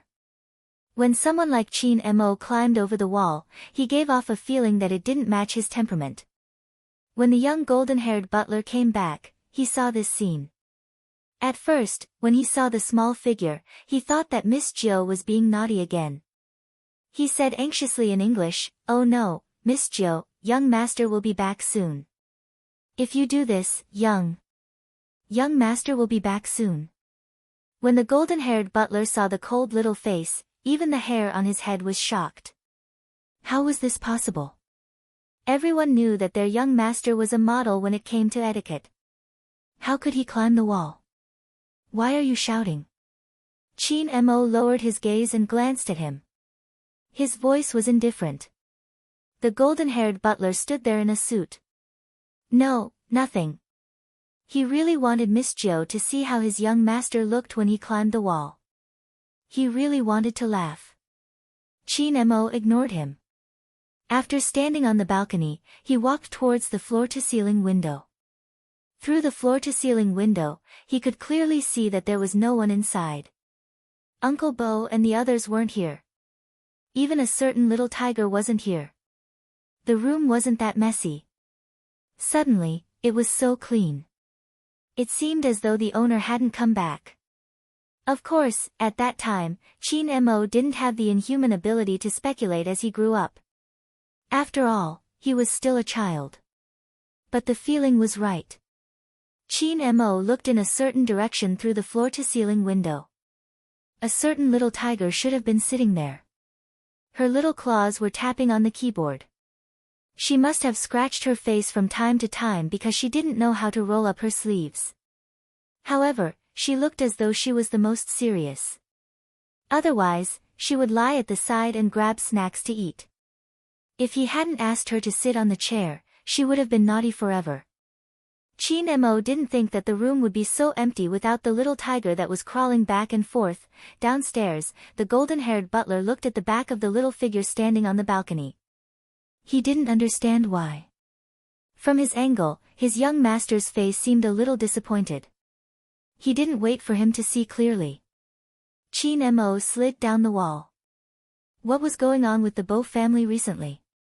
He didn't know if it was because he was too serious about this problem, or if he didn't have any experience in climbing walls. When Chin Mo came down, he accidentally cut his hand.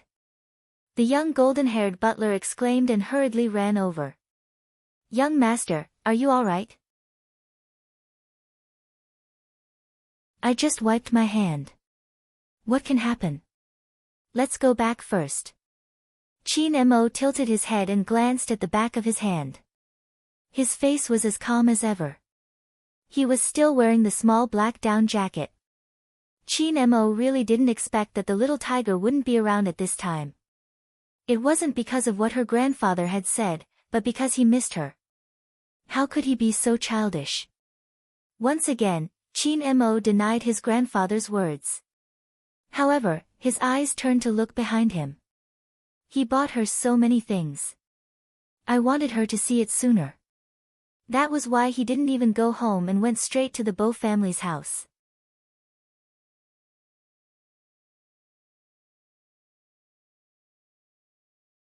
Chapter 1447.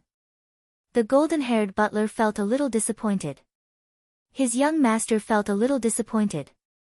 Was it because of the huge difference between Chinese and Western culture? He couldn't find a better adjective. Or was it because Miss Jill wasn't by his young master's side today? That was why he felt that the tall and straight-back view was different from other times. It made sense. Usually, at this time. What was his young master doing?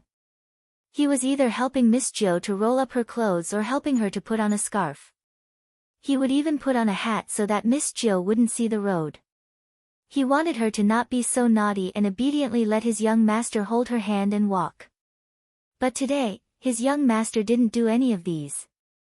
When he walked forward, he felt a little lonely. He couldn't remember the Chinese saying. Anyway, it was just a lonely shadow. At this moment, a car light suddenly shone over. At this moment, Qin Mo realized that the sky had turned dark. He turned his head and saw that the car was parked in front of the Bo family's house. But that car didn't belong to the Bo family. Just as Qin Mo furrowed his brows, the car door was suddenly pushed open. The car door was suddenly pushed open and a little tiger jumped out. She shouted, "Momo, Momo." She pounced towards his direction. Because she was too happy, little Tiger Bo forgot to control her strength. She accidentally pushed Qin Mo onto the ground. "Momo, why are you here?" Her big tiger eyes were round and black. She couldn't hide the joy in her eyes. Qin Mo didn't correct her about her strength. This was the first time he didn't tell little Bojo not to pounce on him so easily. Instead, he turned his head and placed his hand on her waist.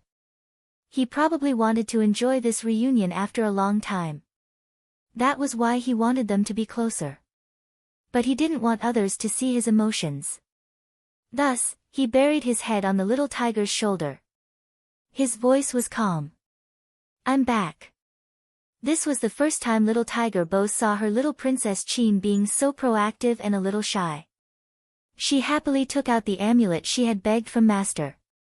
Without thinking, she pulled a red string and put it around his neck. "Momo, a present for you." Qin Mo replied, "MMH." His voice didn't sound like anything. But the young golden-haired butler could see the slight difference when he looked at him. The smile on his young master's face was too obvious. Was he that happy? Also, don't think that young master's N is nothing.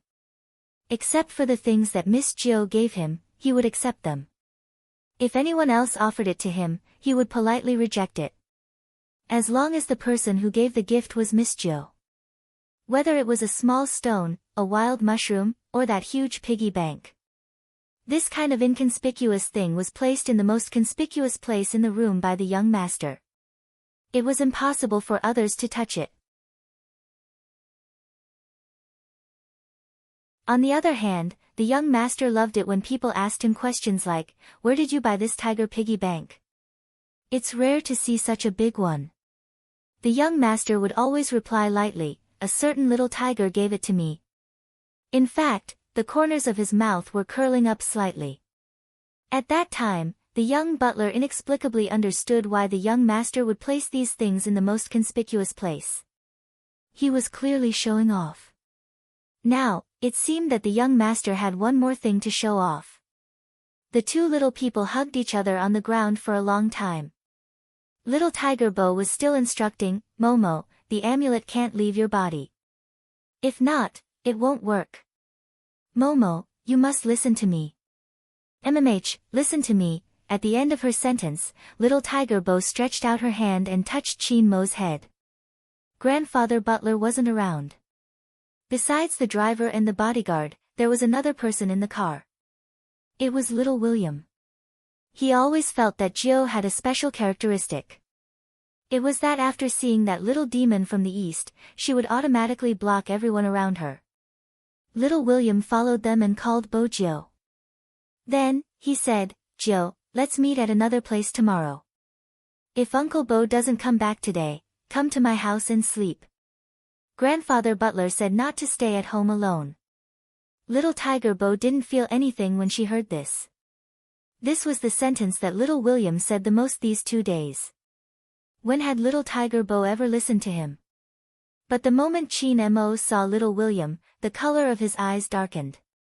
A certain little tiger alighted from William's family car. Also, sleep, sleep. This was the first time Chin Mo felt a huge rock pressing on his chest. Angry? Disappointed? Angry? Probably all of them. That was why Chin Mo couldn't control himself. Before Little William could say anything, he pulled Little Tiger Bo up from his body. He ignored everyone and pulled her wrist directly into the Ann's house. He couldn't control his strength. But Chin Mo didn't understand. She was the one who was pulled up by brute force. Why was he the one who felt his fingers hurting? The place where he got scratched when he climbed over the wall just now seemed to be on fire. It was burning. It seemed as though something was burning in his chest.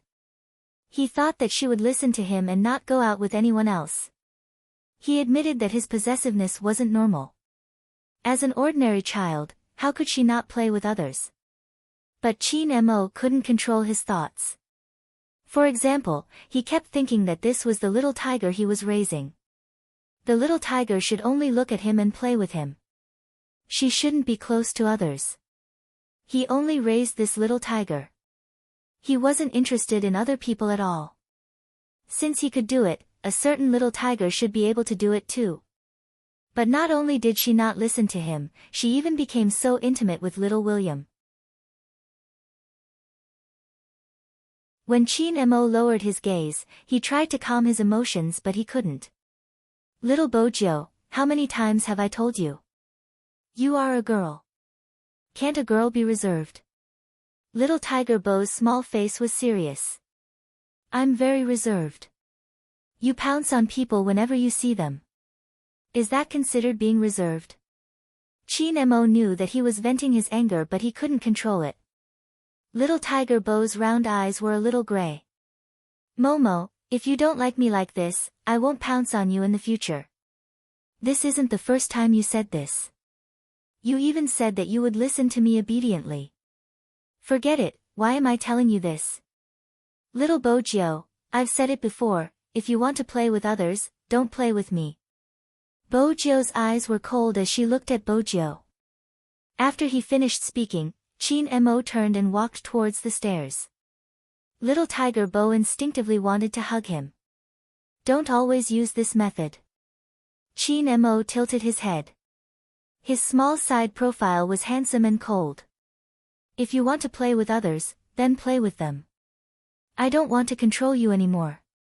Little Tiger Bo was a little hurt when she heard this. "I didn't ask you to control me. You are too strict. I'm just mischievous. I didn't do anything bad."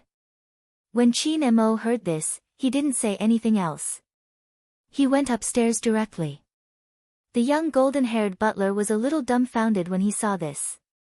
After all, he had never seen these two little people quarrel. Miss Joe and his young master were so close that people would think that they were biological siblings. After all, when his young master treated Miss Joe, he always spoiled her. Hence, no matter what Miss Joe did, he never got angry. At most, he would frown and lower his gaze to clean up Miss Joe. Miss Joe, on the other hand, liked to give gifts to his young master. She always acted like she wanted to take care of him. In this house, Miss Joe was the one who poured water and brought fruits. This was the first time the two of them quarreled. The young golden-haired butler wanted to say something. Little Tiger Bo couldn't take it anymore. She stood there, not being stubborn anymore. Her little head was lowered. No one knew what she was thinking about. Then she lifted the little keyboard and walked out of the door. She was listless the entire time. She also wondered if she was being too passionate at times. But she thought that Momo liked it. If not, Momo wouldn't allow her to fool around. She knew that she was mischievous. But she had been controlled for so long. How could he just ignore her when he said so? Couldn't he be more trustworthy? Little Tiger Bo was so angry that she threw the little keyboard in her hands. She didn't want it anymore. But the moment she threw it, she remembered the scene of that person dismantling the little keyboard and reassembling it. She ran back and picked up the little keyboard on the ground. When Mr. Bo saw this scene, he pushed his motorcycle up and lifted his helmet. He whistled in a very cool manner and said lazily, "Who made my Lord Joe angry? I don't want to play with little princess anymore. He doesn't like me at all." Little Tiger Bo hugged the little keyboard. Her lips were pressed into a line. Before Mr. Bo could say anything, Little Tiger Bo opened her mouth again. Little Tiger Bo opened her mouth again. "Dad, can I kidnap little Princess Chin? He won't like me anyway. After I kidnap him, he might fall in love with me after some time." Mr. Bo tilted his helmet and knocked Little Tiger Bo's head. "If you want your dad to be wanted by the entire world, kidnap your little princess." "What should I do?" "Sigh, I'm so frustrated." Little Tiger Bo tilted her head and lowered her voice. "I haven't seen Momo for a long time. But Momo said that I shouldn't be reserved and that I shouldn't keep pouncing on people." Mr. Bo, who was used to being his daughter's relationship counselor, agreed with her. His voice was still casual. He wore a leather jacket and jeans, looking very cool. "You really shouldn't be so proactive. You should keep that little ice block from the Chin family hanging. Don't say bad things about Momo." Little Tiger Bo was still very protective of her child. "I should be the one saying it." "Mr. Bo. Was this daughter his biological daughter?" "All right, Lord Joe, let's talk tomorrow." Mr. Bo reached out and picked up the little tiger. He placed her on his neck. "Let's go home and sleep." Little Tiger Bo replied. Then, she seemed to have thought of something. She grabbed her father's hair with one hand and took out another amulet from the pocket of her jacket with the other hand. "Dad." "Mr. Bo, I refuse to listen to you praising your little princess anymore."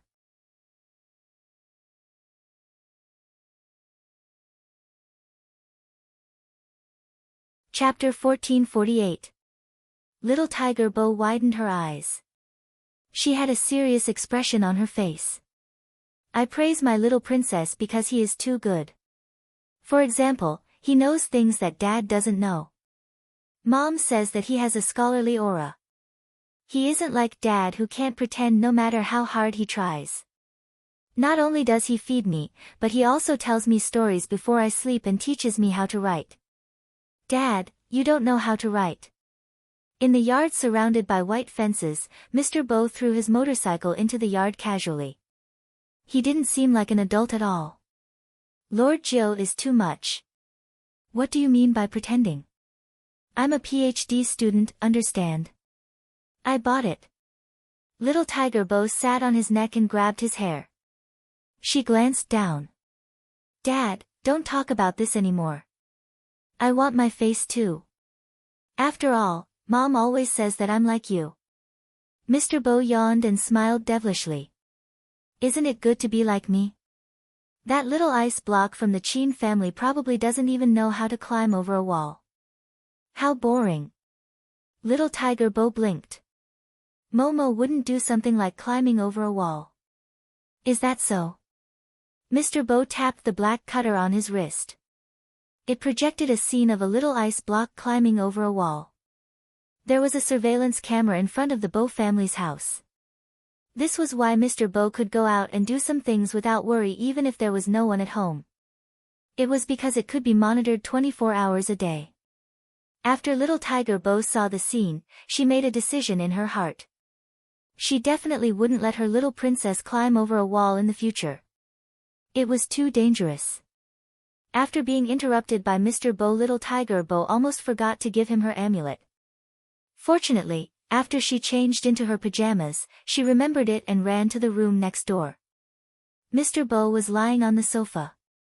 Little Tiger Bo knew that this was her dad's habit. When her mom wasn't around, he liked to sleep like this.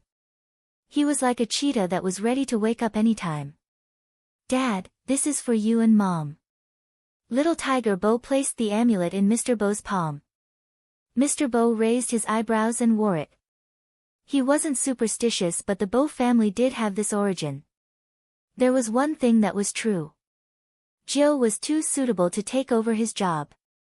Even if this path was difficult. But that seemed to be the case. Some people were destined to bear the responsibility the moment they were born. Mr. Bo leaned on the sofa. If Jill was a sweet princess who didn't know anything, perhaps he would use all his strength to make her continue to not know anything. However, their Lord Jill had always been interested in small keyboards and was very smart. Most of all, she loved it. Mr. Bo stood up. His gaze was deep. Because of this figure, Chin Mo gave up on the idea of asking the butler to call Little Tiger Bo back. The Bo family had an adult. It seemed that he had no reason to worry about a certain someone. Chin Mo tilted his head and glanced at his hand. He thought she would be the first to notice his injury. But he didn't. Looking at the snacks they brought back from China, Chin Mo's eyes deepened. He reached out to turn off the lights in the bedroom. He didn't want to treat his wounds, and he didn't even want to sleep. It was probably because he was still jet-lagged. Through the moonlight, Chin Mo looked like a little prince lying on the bed. There didn't seem to be anything out of the ordinary. In fact, he had already opened his eyes when he reached out his hand to touch a certain small heater. Why did I come back so early? As soon as this thought appeared, it never stopped. Some things, we wanted to go this way. But the world was always unpredictable. There were too many things that were out of his expectations. This was the first time the young Chin Mo knew what insomnia was. But due to his upbringing and etiquette, he wouldn't toss and turn over. He just looked at the seat beside him. A certain little tiger's liking was probably different from his liking. His liking was to monopolize a person. But she wasn't. If that was the case, everything was meaningless. Based on his personality, he should have done this. But when he wanted to raise a little tiger too much, it didn't matter whether it was his personality or not. Since she was still young and didn't understand the difference. Then he would teach her slowly. After thinking through this matter, Chin Mo decided to give a certain little tiger the cold shoulder tomorrow. She was always disobedient. Of course, if a certain little tiger took the initiative to come and reconcile with him tomorrow, he couldn't be too cold and he couldn't vent his anger on her. Even if he really lost his rationality after hearing what William said. But as long as a certain little tiger took the initiative to come and reconcile with him, it didn't matter. The night gradually darkened. At that time, no one would have thought of it. Some things weren't done in time. In the future, they might regret it. Unknowingly, fog started to appear outside. The suitcase that Mr. Bo carried over suddenly rang.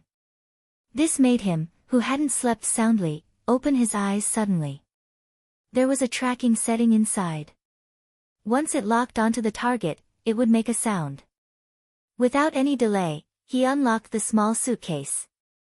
When he opened it, there was a screen. There was something that looked like a keyboard below. His slender and fair fingers just tapped on it twice. The ordinary screen was changed. It was changed to the most accurate lock-on route map. He used the buttons on the keyboard to enlarge the map. His face, which had always been handsome and devilish, suddenly paled to the extreme. Mr. Bo, who had always been confident in everything, no longer had that sloppy and lazy attitude. He didn't even wear his jacket. He lifted the suitcase and rushed out of the door. Hearing the sound, Little Tiger Bo walked out in a daze. She rubbed her eyes and asked, "Dad, where are you going?" It wasn't that her dad had never gone out at night before. It was just that he had never gone out in such a hurry. Even his back view exuded an indescribable feeling. Hearing little Tiger Bo's voice, the slender figure paused for a moment. Then he turned around and emptied one hand to caress Bojio's head. "I'm going to fetch Madame Bo, Mom."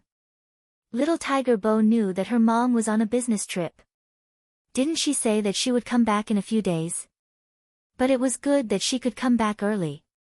This way, after her dad had her mom, he would be more restrained. With her mom by her dad's side, he wouldn't do anything too dangerous. Little Bojio would always remember that day. Because on that day, the Bo family had undergone an earth-shattering change. The weather outside was very cold. But Mr. Bo didn't seem to feel it at all. Even though he was riding a motorcycle and didn't wear any protective gear, his side profile didn't reveal any expression. That pair of eyes seemed to be dyed with endless darkness. He had never expected that group of people to appear at that place. The city where Madame Bo was on a business trip. This couldn't be a coincidence. There couldn't be such a coincidence. When the old butler received his master's call, it was in the wee hours of the next day. He had never heard his master's voice like that before. It was cold and emotionless. "Bring Gio back to the castle." "Then, madam." The old butler knew that madam was on a business trip. His master had once said that he wanted to trick madam back to the castle. He had even thought of a scene where he would suddenly inherit his grandfather's inheritance and asked him to disguise himself as a lawyer. Why did he change his mind now? Mr. Bo stood on the street. There were cars everywhere. The sky wasn't completely bright yet. Sporadic lights filled the entire city. It was also in the wee hours of the morning that a mysterious Asian man carrying a suitcase walked into the most famous gray area in the area. The black trench coat made him look like an Avenger who had climbed out of hell. He was cold and handsome. "I will bring her back." The old butler realized that something was wrong. But now, the most important thing was to carry out the mission his master had given him. The fog was still there. It was a vast expanse. Ever since Mr. Bo left, little Tiger Bo had been sleeping on the sofa. When she heard the noise downstairs, little Tiger Bo's ears perked up. Then, she picked up the small keyboard at the side. She thought that a thief had barged in. Little Tiger Bo wanted to activate some of the traps she had made herself. After all, the sky wasn't bright yet. She didn't expect to see Grandfather Butler when she went downstairs. Her tail wagged twice. Her little face was still a little puzzled. "Grandfather Butler, why are you here?"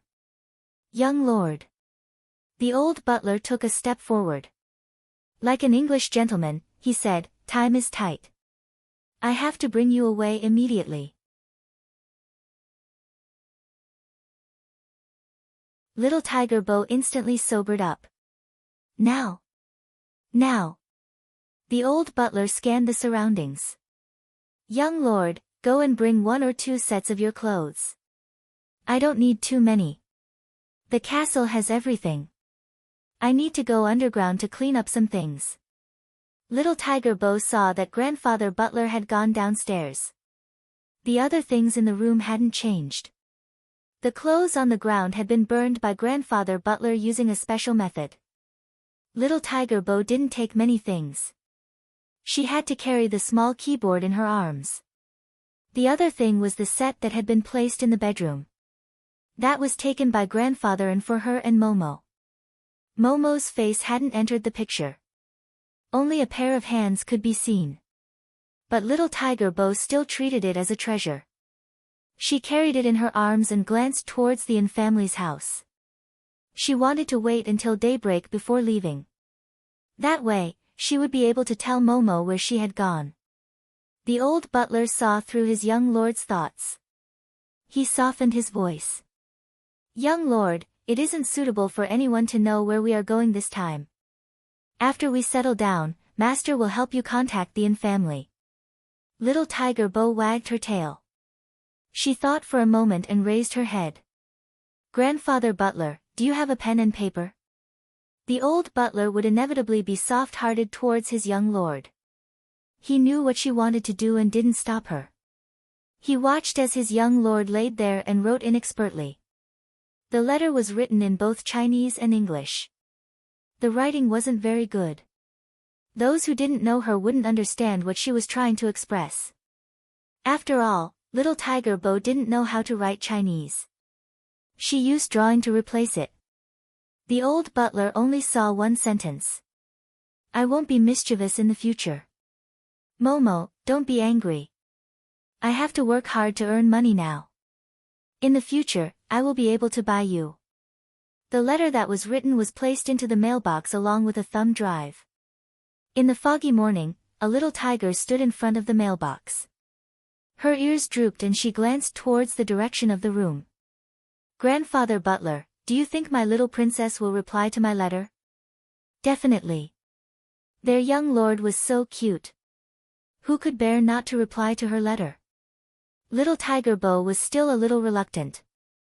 After she got into the car, she leaned her head against the window and kept looking back. She had thought about it countless times.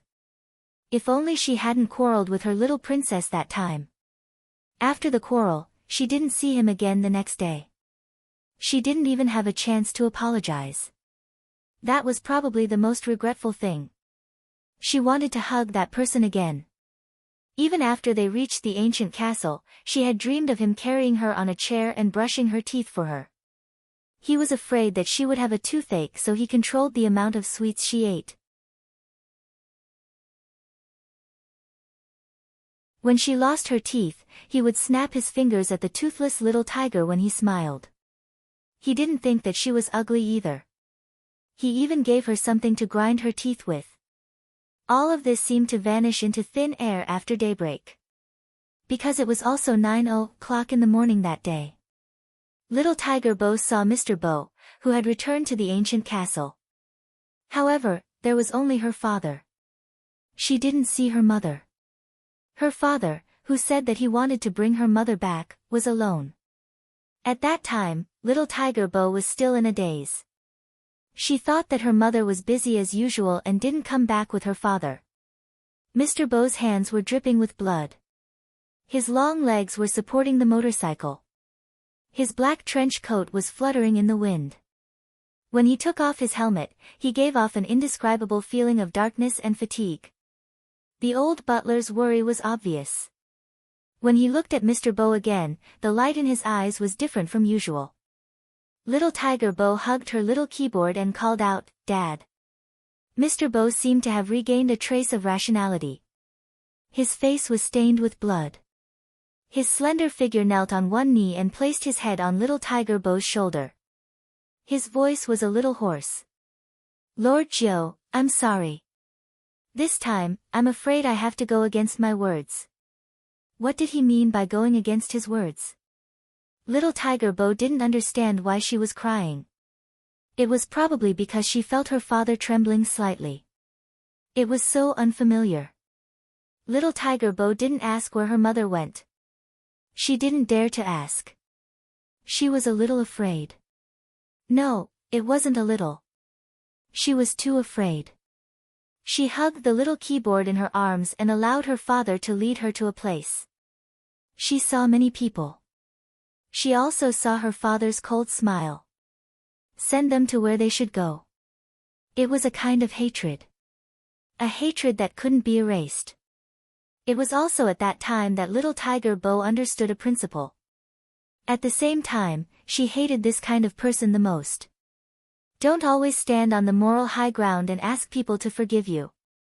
If you weren't the person in question and didn't understand what the person in question had gone through, then shut up. When did the person who broke a bad person's family and stole other people's things become reasonable? She would never forgive the person who took her things. Some people harmed others to pretend to be pitiful or to criticize others. Did you think they would feel that they were in the wrong? No. They were just afraid that their image would be damaged. Or, they would show a smug expression and talk about what they had done.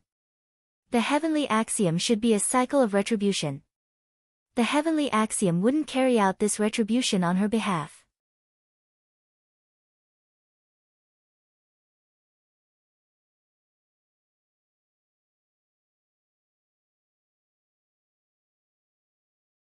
The young butler was still too naive. Chin Mo nodded and sat in front of the dining table. Just as he was about to pick up the napkin, he suddenly remembered something and put it down. He hadn't seen the little tiger for 24 hours. If she followed Uncle Bo, what would he bring her to eat? As long as it wasn't junk food, it was fine. After eating it the last time, her stomach had been bulging. He had to rub it for a long time before she stopped feeling uncomfortable and knew to sleep well. In that instant, Chin Mo thought of many things. Maybe a little later.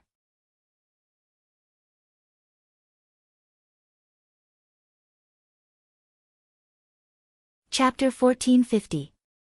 The clock in the living room swung from 6 to 10. The fog outside was so thick that he couldn't see the figure walking towards him. Night had already filled the sky. This was the third time the young butler shook his head at Chin Mo. There's still no one. Chin Mo didn't speak. But the butler could see that his young master's disappointment was too obvious this time. If Chin Mo couldn't sleep yesterday, he couldn't sleep. But today, the feeling was even deeper. At 2 in the morning, he didn't tell anyone. He got up, put on his long black down jacket and walked in the direction of the Bo family's house. His back was small but it was tall and straight. He pressed the doorbell but there was still no one. Did she not come back today? Chin Mo thought. He reached out and started to climb the wall again. He had learned all her bad habits. Chin Mo stood on the balcony and looked into the house through the floor-to-ceiling window. It didn't look like anyone was there. He reached out and pushed but it didn't open. There was one thing he couldn't compare to a certain little tiger. No matter what kind of lock it was, it could be opened with her hands. He didn't get anything. Chin Mo could only go back the way he came. He hadn't seen that person for 32 hours. Even if he wasn't willing to admit it. He flew all the way from the country just so that he could see a certain little tiger earlier. Chin Mo lowered his eyes, telling himself to wait a little longer. He was the one raising the child. She wasn't the one raising him. When she came back tomorrow, he would come to the Bo family's house to make up with her. After all, according to a certain person's level of stupidity, she might not understand why he was angry. This was Chin Mo's thought that night.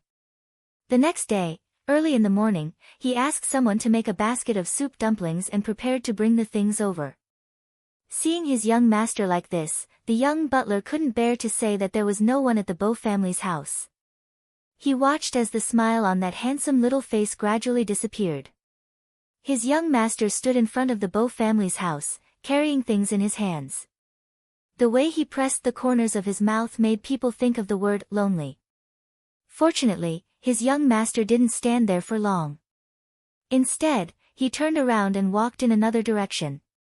The young butler was shocked by this sudden change and hurriedly followed. "Young master, where are you going?" His young master's route was very clear every day. One was to her house and the other was to the Bo family. Usually, he would take Miss Jo for a walk after dinner.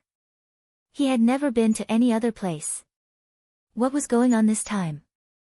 Chin Mo didn't speak. He was wearing a black coat, giving off the vibe of a little prince. The butler looked at the little, cold figure and did not dare to ask a second time. Wait a minute. Wasn't this young Master William's house? Just as this thought rose in the butler's mind, Chin Mo had already reached out to press the doorbell. This morning, the big William was still hugging the Spider-Man pillow and fantasizing that he was saving the world. In short, he slept like a log. After all, it was still early, and the alarm clock had not yet rung. What he didn't expect was that he would be dragged out of bed. Who was it? Who was so uncultured as to disturb his dreams? After William opened his eyes, he wanted to express his dissatisfaction in an imposing manner. But when he saw a certain handsome and exquisite little face in front of him, he immediately withered.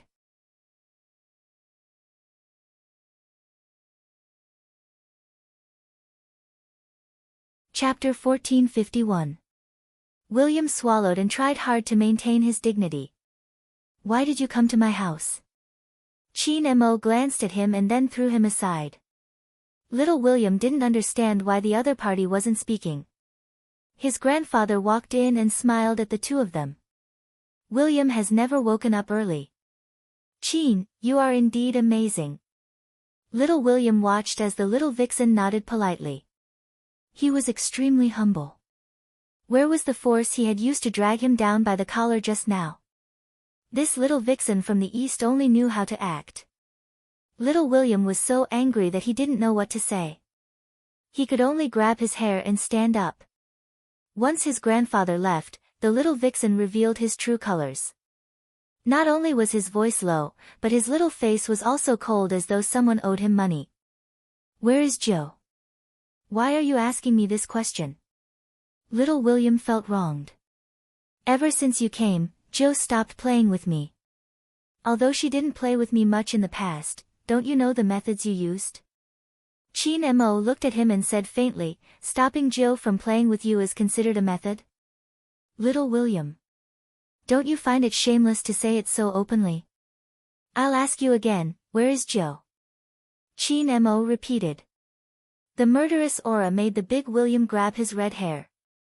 Boss Chin, I really don't know. Chin Mo started to look at that face. He seemed to have thought of something. Why did Uncle Bo let Joe sleep at your house? There were many surveillance cameras outside the Bo family's house. There were also some devices that the little tiger had shown him previously. It was very safe. William grabbed his hair again. Boss Chin, can you let me wear a pair of pants first when you ask me questions?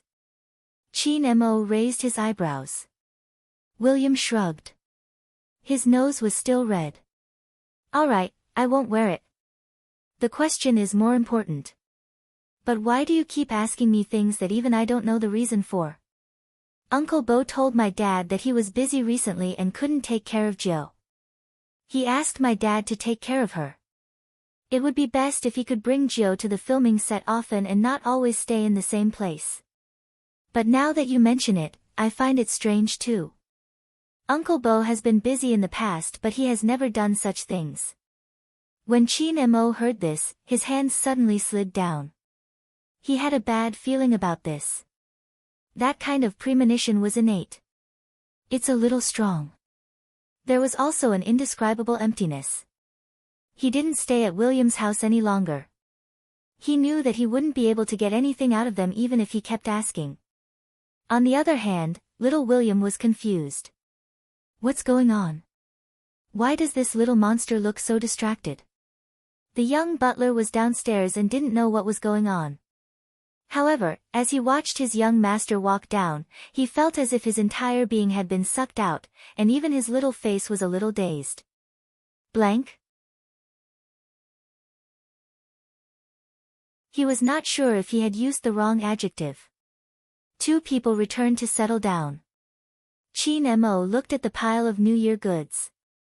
He is waiting. Wait for that person to come back. He wasn't home yesterday. He would be able to stay at home tonight. There was no need to think so much. The Bo family was here. He's here too. Where else could the little tiger go other than here? He had to wait patiently. Otherwise, if the little tiger couldn't find him when she came back, she would definitely droop her pair of tiger ears and not speak. Chin Mo told himself not to be too impatient and not to think too much. Everything would become better.